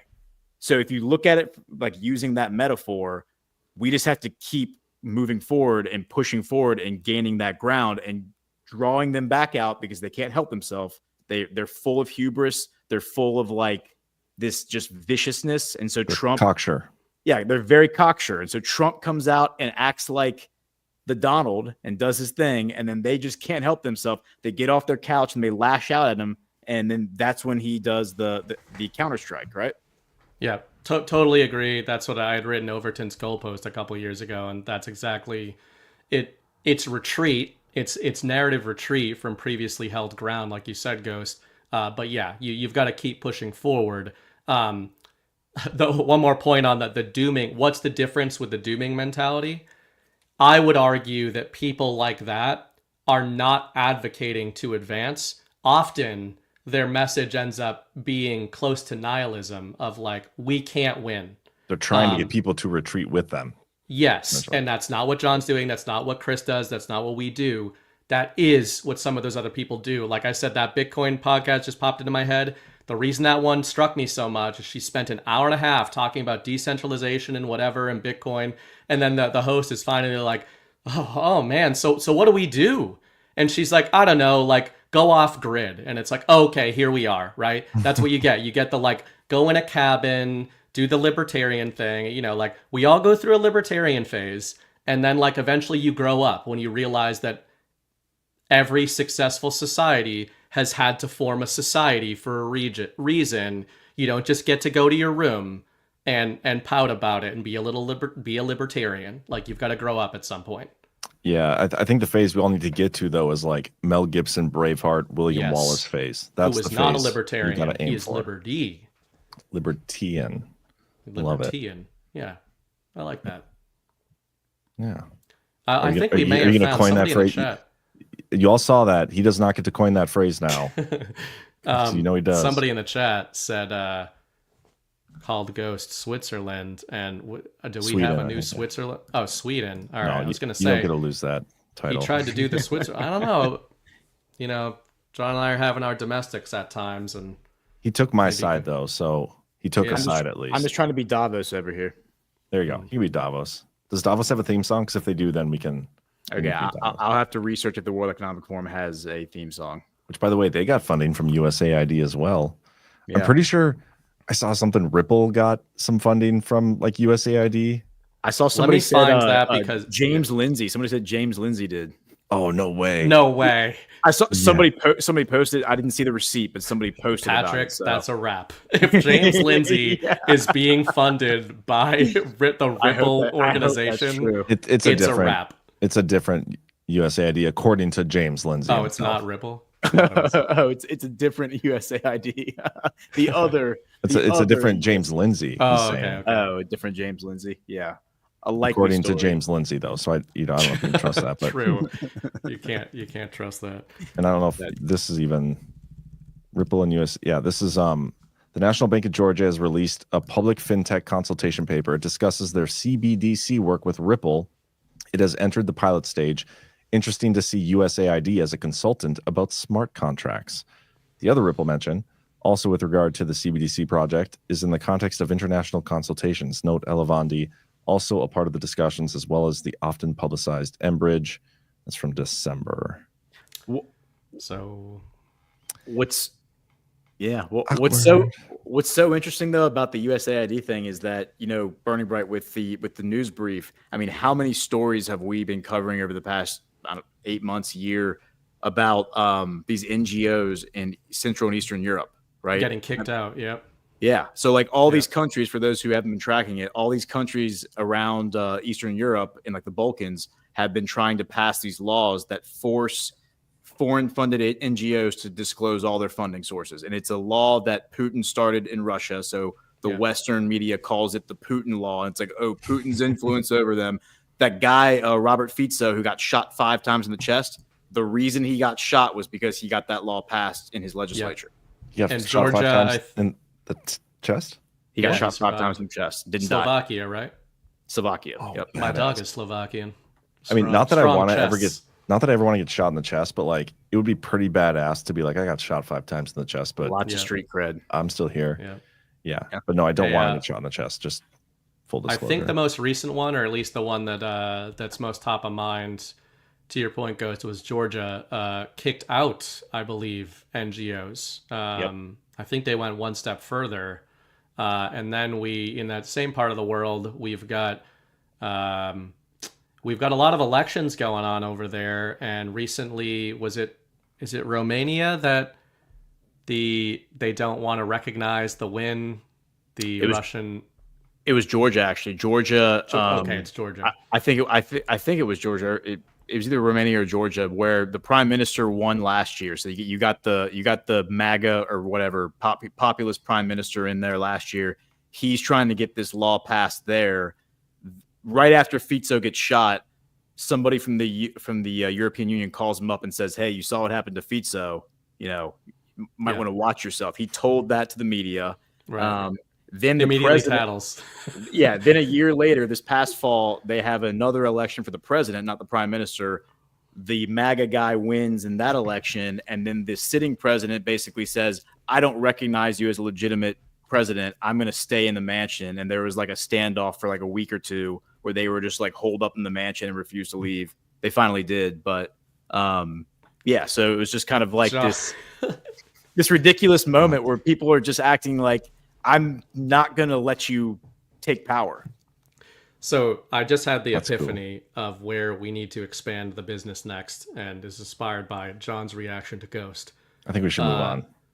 We need like an animated drunk history versions of some of these Badlands episodes, so that when Ghost is explaining history, it'll just be, have you ever seen Drunk History?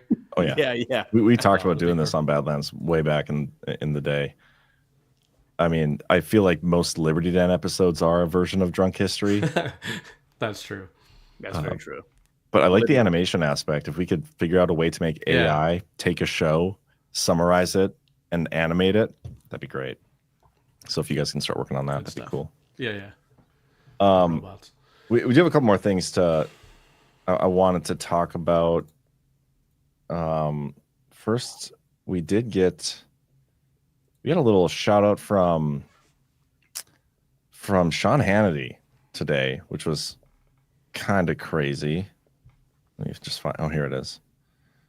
Sean Hannity on Twitter said, "Watch now. Carolyn Levitt holds White House press briefing." And if you click in there, he linked to our Twitter coverage, which is pretty wild. That was you on there, Ghost. Yeah, that's really wild. Yeah, kind of random, but shout out to Cheryl for finding that. She saw that earlier today, so that's really cool. I want to talk about, this is very Devo related, Anthony Tata going back to the DOD. Trump has nominated Anthony Tata to serve as the Undersecretary of Defense for Personnel and Readiness. The article here, and I don't even know what article it was, but I think it was Politico, which, by the way, I think it was Politico Pro. And by the way, Politico Pro is one of the things you said is funding. Like they're buying subscriptions to Politico Pro at $10,000 a clip. Like what kind of subscription is worth $10,000? Like I think we put out great stuff, but I wouldn't even put $10,000 as a price tag on ours. Ours are free. That's insane. But anyway, Anthony Tata, controversial former Defense Department official. If confirmed, he would play a key role in overseeing an expected military transgender ban and efforts to curb diversity programs. Tata has courted controversy for past tweets. I'll show you that in a second. He was installed as the Pentagon's top policy official in an acting role after Trump purged the agency's top ranks near the end of his first term. And if you guys remember back in Devolution Part 3, I wrote about him. He was the guy who was placed as the DoD policy guy, providing oversight essentially for DoD continuity of government. It was the first position filled after Chris Miller was put in there. And he's the author of that book, Double Crossfire, the most shocking scenario of our time. It takes you inside the brilliantly conceived, brutally executed plot to overthrow our government from within. And then until Triple Crossfire gets even crazier. But this is the tweet from back in the day. And shout out to Tweets Don't Equal Tax Advice. It's a great handle. Brennan had a post back in 2018, and Tata responded, might be a good time to pick your poison, firing squad, public caning, life sentences, prison bitch, or just suck on your pistol, your call. Like, pretty brutal. That's amazing. Yeah. Kill yourself. But that's like, those are the people we need in there. And it's just cool. He's devil related and he's coming back to the DOD. It's always notable to me when stuff like that takes place. So yeah, that's that. Getting the band back together vibes. Yeah. We need I want to see more though. Few things rustle the jimmies more than when one of those guys calls out directly one of like the deep state people. Yeah. The thing is he's got to get confirmed, and this tweet's going to be an issue for him. So we're going to have to like keep it low key, even though the genie's already out of the bottle. We'll have to get him over the hump. I mean, the response to them bringing it up is, I already like the guy. Like, you don't need to sell me on him any further, right? I feel like, you know, the correct response should be, did I mean what I said? Yes, absolutely. Should I have said it again? Probably not. Yeah. Anything else you guys want to cover before we? Oh, MicroStrategy changed their name to Strategy. Yes. Brittany Brett, I know you wanted to mention that. Yes. So I gotta show this because you know, I've been working on an article here for weeks about MicroStrategy, and you know, just keep putting it down. But some of us, G Money, Pip, etc., believe that Michael Saylor, I don't know, he's either being leveraged by the plan or is a part of it, or we're just crazy. But MicroStrategy, MicroStrategy has changed its name to just Strategy. You know, so not shocking, right? But they were a software company, right? And now for the last few years, ever since 2020, obviously they're not a software company; they're a Bitcoin company. This just makes that official. Now they're not pretending to be a software company; they're just saying, "Yeah, we're a Bitcoin company." But specifically, they say Strategy is the world's first and largest Bitcoin treasury company. Now, this is huge. John and I talked about this several weeks ago, but essentially the idea is that MicroStrategy is leveraging a call option on the US dollar and financial system, and I think it's a brilliant Trojan horse that could just be Saylor being a genius and taking advantage of the infinite money glitch, as many in the Bitcoin world call it. But the implications of this are seismic. Another word for a Bitcoin treasury company is a bank. Michael Saylor has essentially just disclosed that MicroStrategy is going to be the first Bitcoin bank. And before people freak out about that, some people do freak out about that. The problem with banks is not that they're banks. The problem with banks is that they lend money that they create. That's the problem with banks, is that they don't have any reserves, right? So what happens when we have a company that has reserves of the soundest form of money ever created? Pretty interesting. And the fact that Saylor, we know by his own mouth, has consulted with people on the Trump team about their Bitcoin strategic reserve.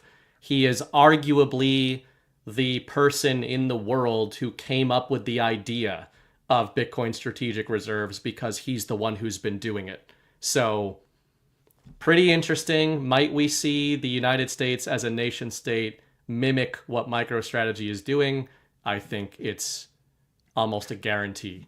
We'll find out. Well, let's not go that far, but we'll find out very soon, because this is David Sachs just yesterday talking about what him and he's the crypto czar. He's been tasked as a committee to explore a crypto stockpile, and this is what he says. What the president instructed us to do was to evaluate the idea for a Bitcoin reserve, and so that is one of the things. That's one of the first things we're going to look at. Is just right there. He says that president himself has tasked them with evaluating having a Bitcoin reserve. The President Trump asked David Sachs to look into a Bitcoin reserve, not just a crypto, Bitcoin specifically. It's the first thing they're going to do. I'm going to play this one more time. Listen to the words he uses here very carefully. What the president instructed us to do was to evaluate the idea for a Bitcoin reserve, and so that is one of the things. That's one of the first things we're going to look at as part of the internal working group in the administration. So as soon as we get all that set up, we're still waiting for some cabinet secretaries who are on the working group to get confirmed. So we're still in the very early stages of this, but that's one of the first things we're going to look at is the feasibility of a Bitcoin reserve.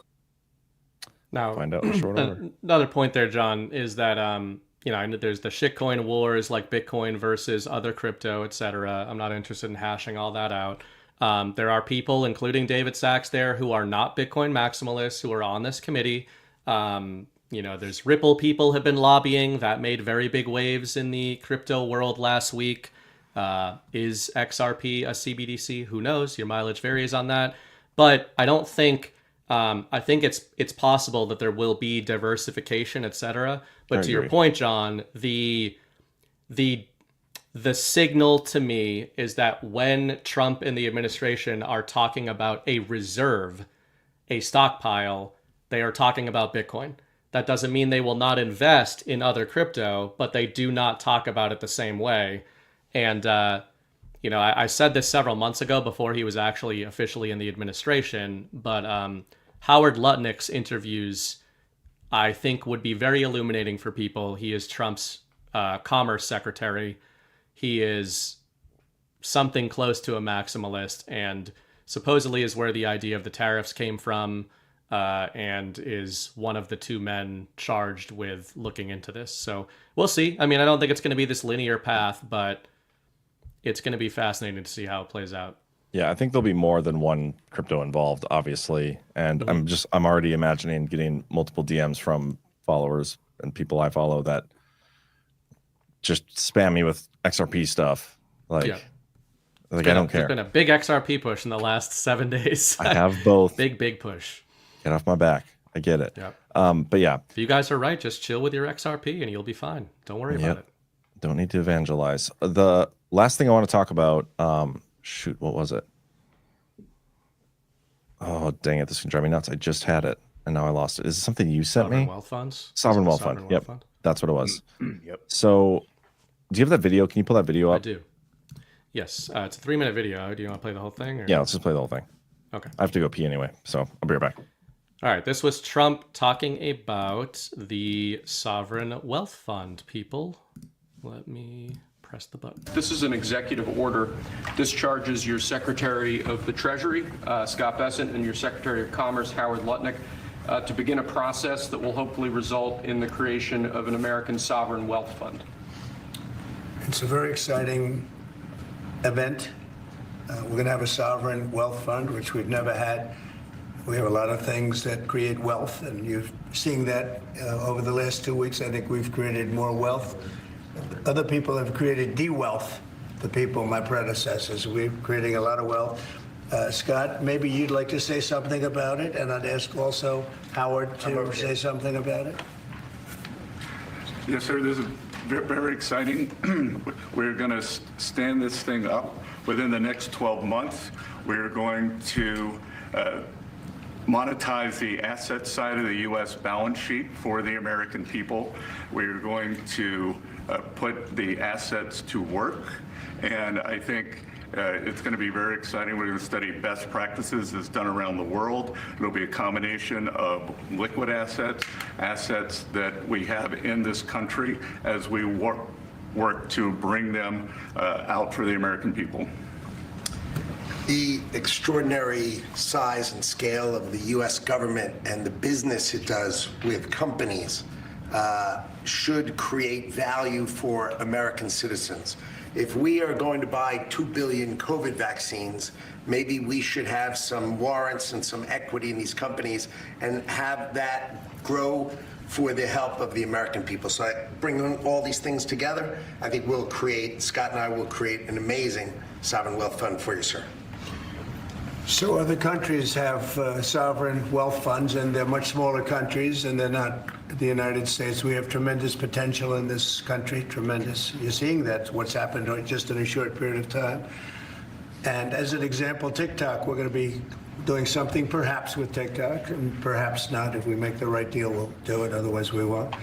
But I have the right to do that. And we might put that in the sovereign wealth fund, whatever we make, or if we do a partnership with very wealthy people, a lot of options, but we could put that as an example in the fund. And we have a lot of other things that we could put in the fund. And I think in a short period of time, we'd have one of the biggest funds. And, you know, some of them are pretty large, I must tell you. Some of like the Saudi Arabia fund is on the large side, but eventually we'll catch it.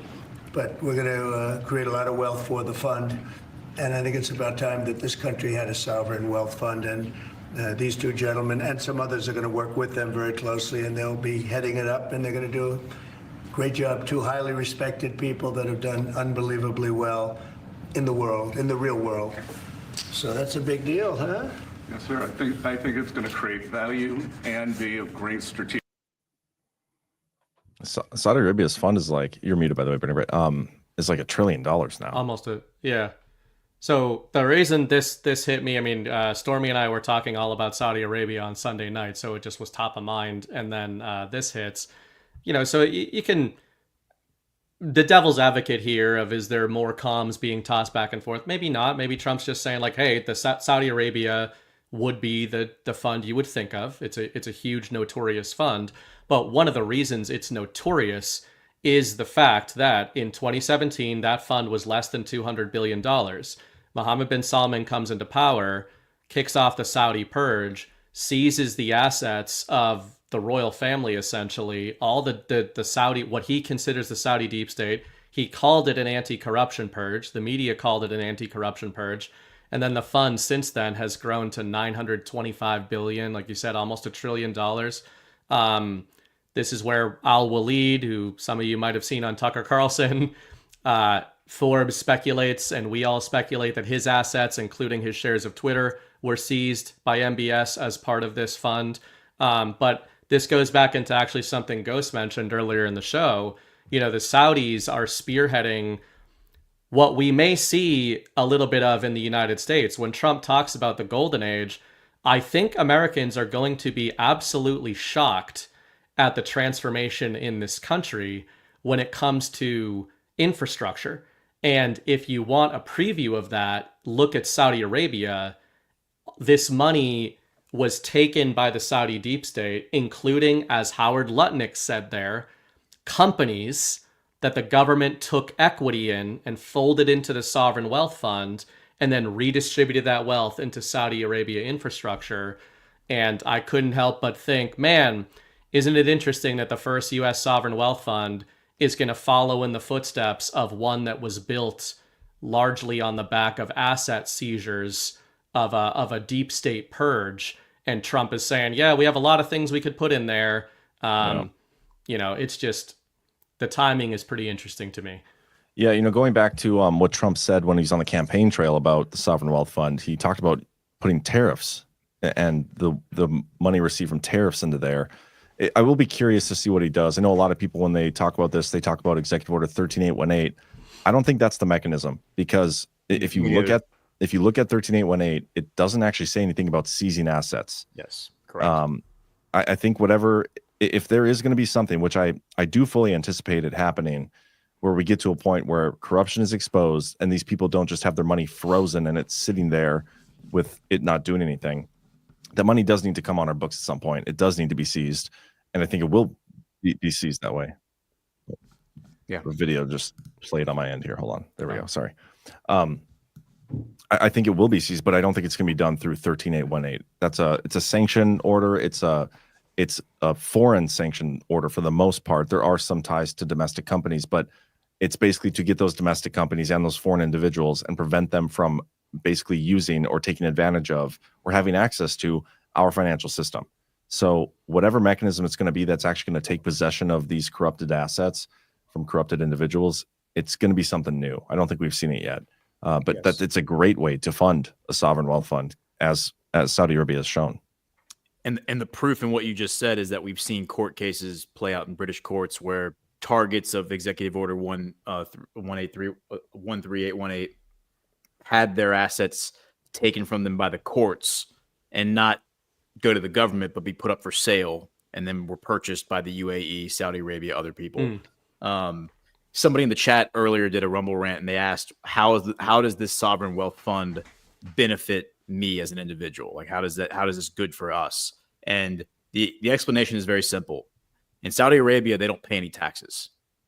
So you don't pay any taxes as a citizen of Saudi Arabia. The government, everything is completely funded by the royal family, by the PIF, and the PIF was funded originally by Aramco, the Saudi state oil company. So oil sales funds the government. Now the royal family owns everything. Everything belongs to them. But you as a citizen, like I have friends who are Saudi, they don't pay income tax. Of course They don't pay any income. They don't pay any taxes. So it's like they told me that 10 years ago. They're like, yeah, I don't pay any taxes. I'm like, wait, what? You don't pay any taxes? No taxes. What's their debt at? Do they have debt? I don't know. I don't know what their financials look like. I know that they almost went insolvent when he came into power. They were supposed to. The PIF almost collapsed, but which is why it makes sense he did a corruption purge, and now they're not, because all the family members were being corrupt and making the government solvent. Yeah. Yes. Yeah. There's a couple little things too that I just wanted to share. Like, so I always say negative indicators are probably my favorite. I'll put this link in the chat. There's a November 2024 Human Rights Watch decided to create a deep dive on the man who bought the world. And that man who bought the world, according to this NGO, speaking of NGOs, was Mohammed bin Salman. And very dastardly guy, goes through the whole timeline here. I was posting about this on Twitter. But they're essentially saying, even though we don't have proof of every single move that was made here, that upward trajectory coincides with MBS's seizure of these elites. They don't call them the deep state. This NGO doesn't call them the deep state. They call them Saudi elites. So we've got here, Crown Prince Mohammed bin Salman includes 2017 anti-corruption crackdown that consisted of arbitrary detentions, abusive treatment of detainees, and the extortion of property from Saudi Arabia's elite, right? So that's the globalist viewpoint on this. Extortion, theft of elite property, right? Well, let's see what Steve Mnuchin had to say about it in November of 2017. This is a CNBC takedown of the same situation back when it was happening.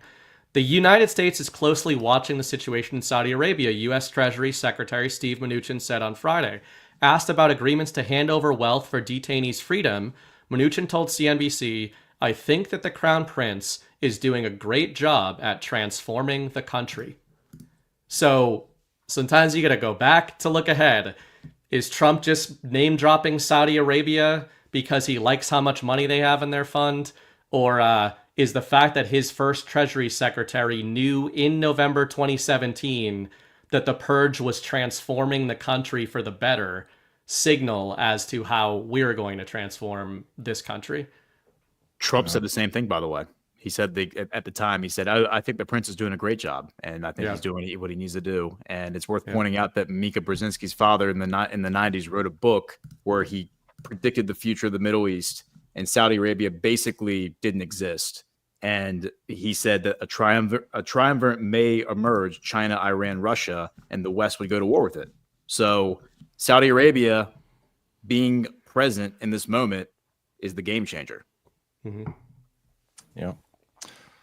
All right, guys, let's get to the boost and the rants. So, Ghost, you've had a long day, man.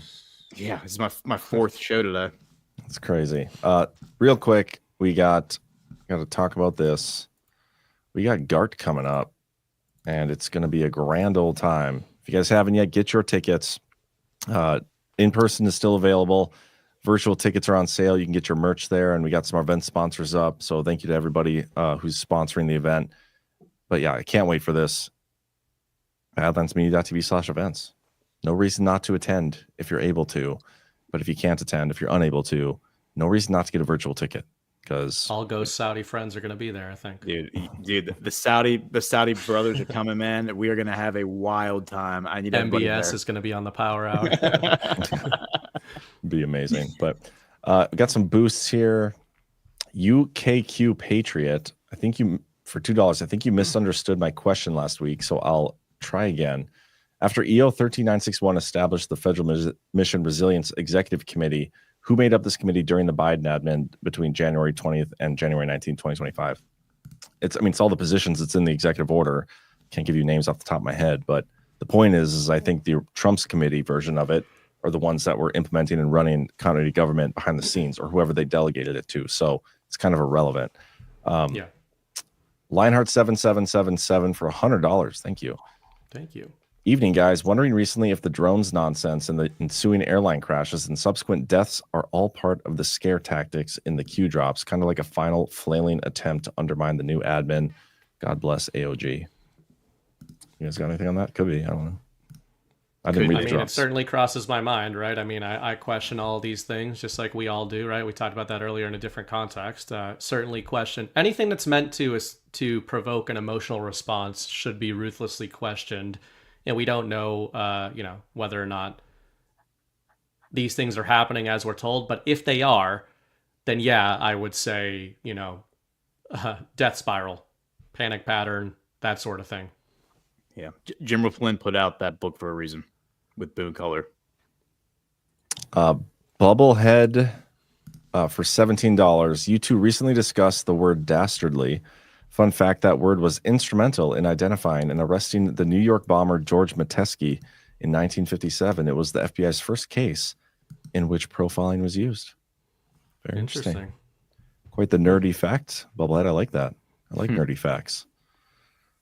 And all right, let's get to the rants here. Micro Toolmaker, coming in clutch as always. $117. Thank you so much, sir. Micro. Thank you so much. Yeah, very generous.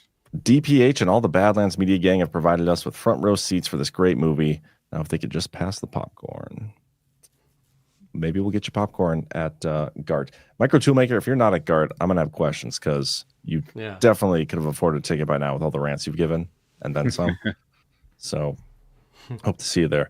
Ozark Plowboy, dastardly is catching on. I rise to announce that I will bring articles of impeachment against the president for dastardly. Democrat Rep. Al Green. It's true. Somebody said G Money was telling me. I think it was G Money was telling me somebody said bicameral in there yesterday. I didn't see that, but I did see somebody tag me on about the Al Green, and we talked about that this morning too.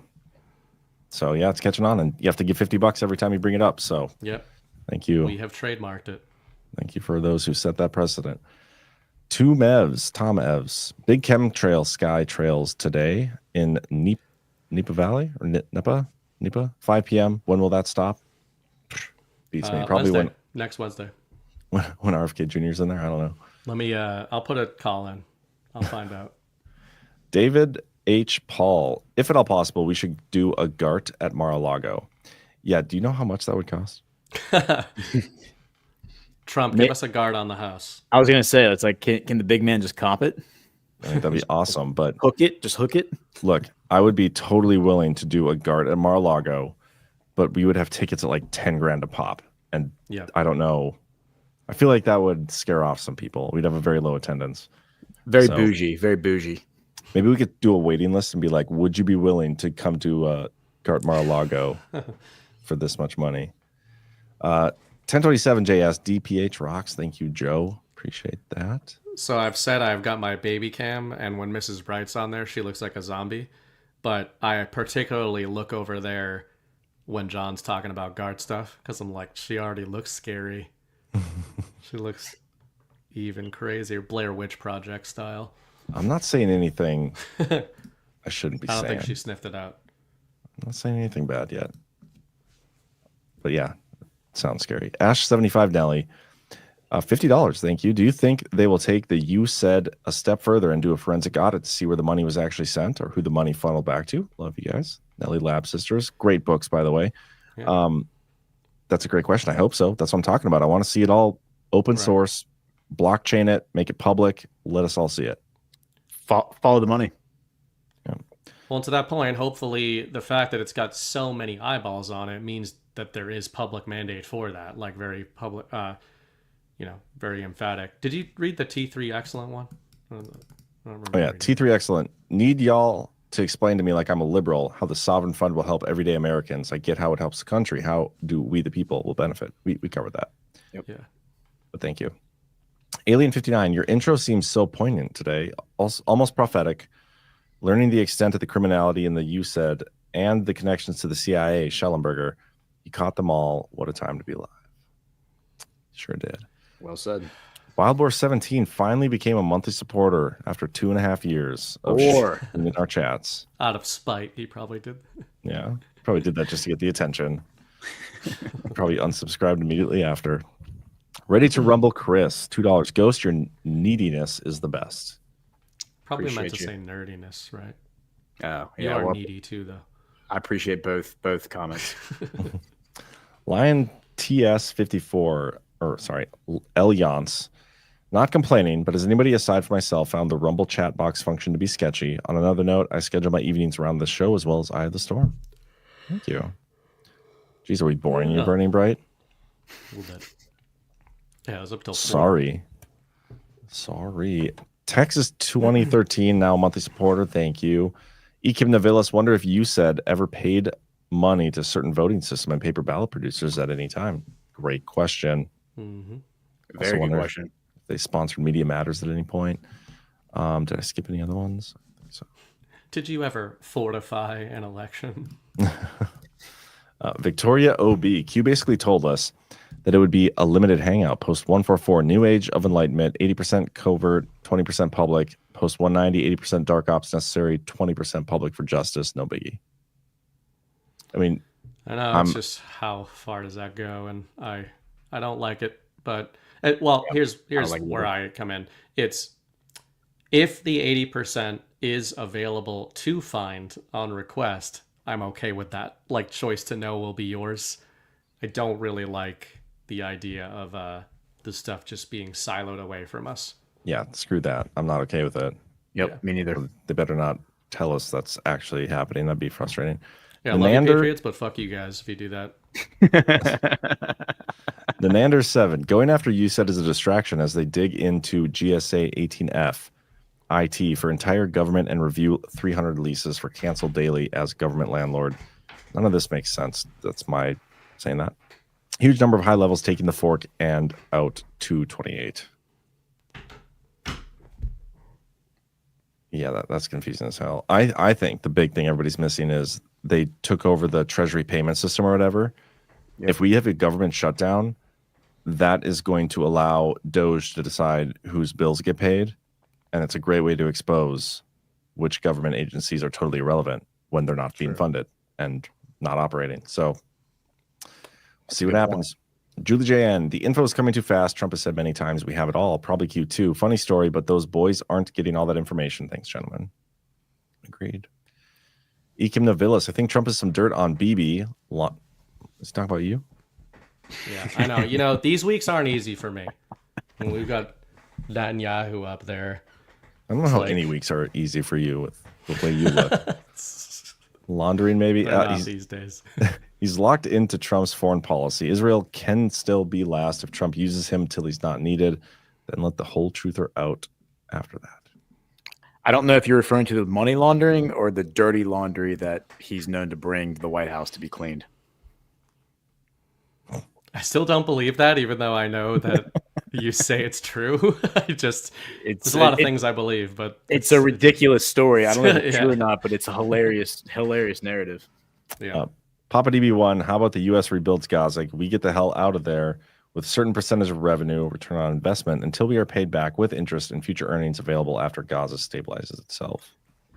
I would prefer that model if it was the Arab oligarchs spending the oil money, which they've already offered to do. They already said, we will pay for it. The UAE, Saudi, Qatar, they'll pay for it. So I think we should do that. Regions of responsibility. Yeah, make the whole thing a casino. One good casino. I'm just saying. VP Nichols, I'm loving the commentary and analysis about President Trump's Middle East moves. Great combo. Maybe Ghost as a permanent Wednesday DPH member. Hosting suggestions are a minimum $100 for rants, so we cannot take this into consideration, but appreciate They also immediately pushed John in the other direction. I'll take it under advisement. We'll see. Yeah, anytime I get a suggestion, though, for real, it's like I'm not doing that at all. Yeah, you can see the moment where he's like, oh, now that you say that, fuck you. I was thinking about it until that rant, honestly, so you ruined it. I do appreciate you looking out for me, but yeah, thank you. Dave 75 can't say U.S. aid. It's you said. The word aid is being used as a magic word, as word magic, to enrage the street soldiers and hold the heartstrings of the TV voters' viewers. You said doesn't provide aid. TV is dead. It is funny seeing, and I've talked about this a few times now, that the Democrats have chosen this issue to be like, this is their issue. It's foreign government wasteful spending. We will die on this hill. It's just absolutely the dumbest thing you could possibly imagine.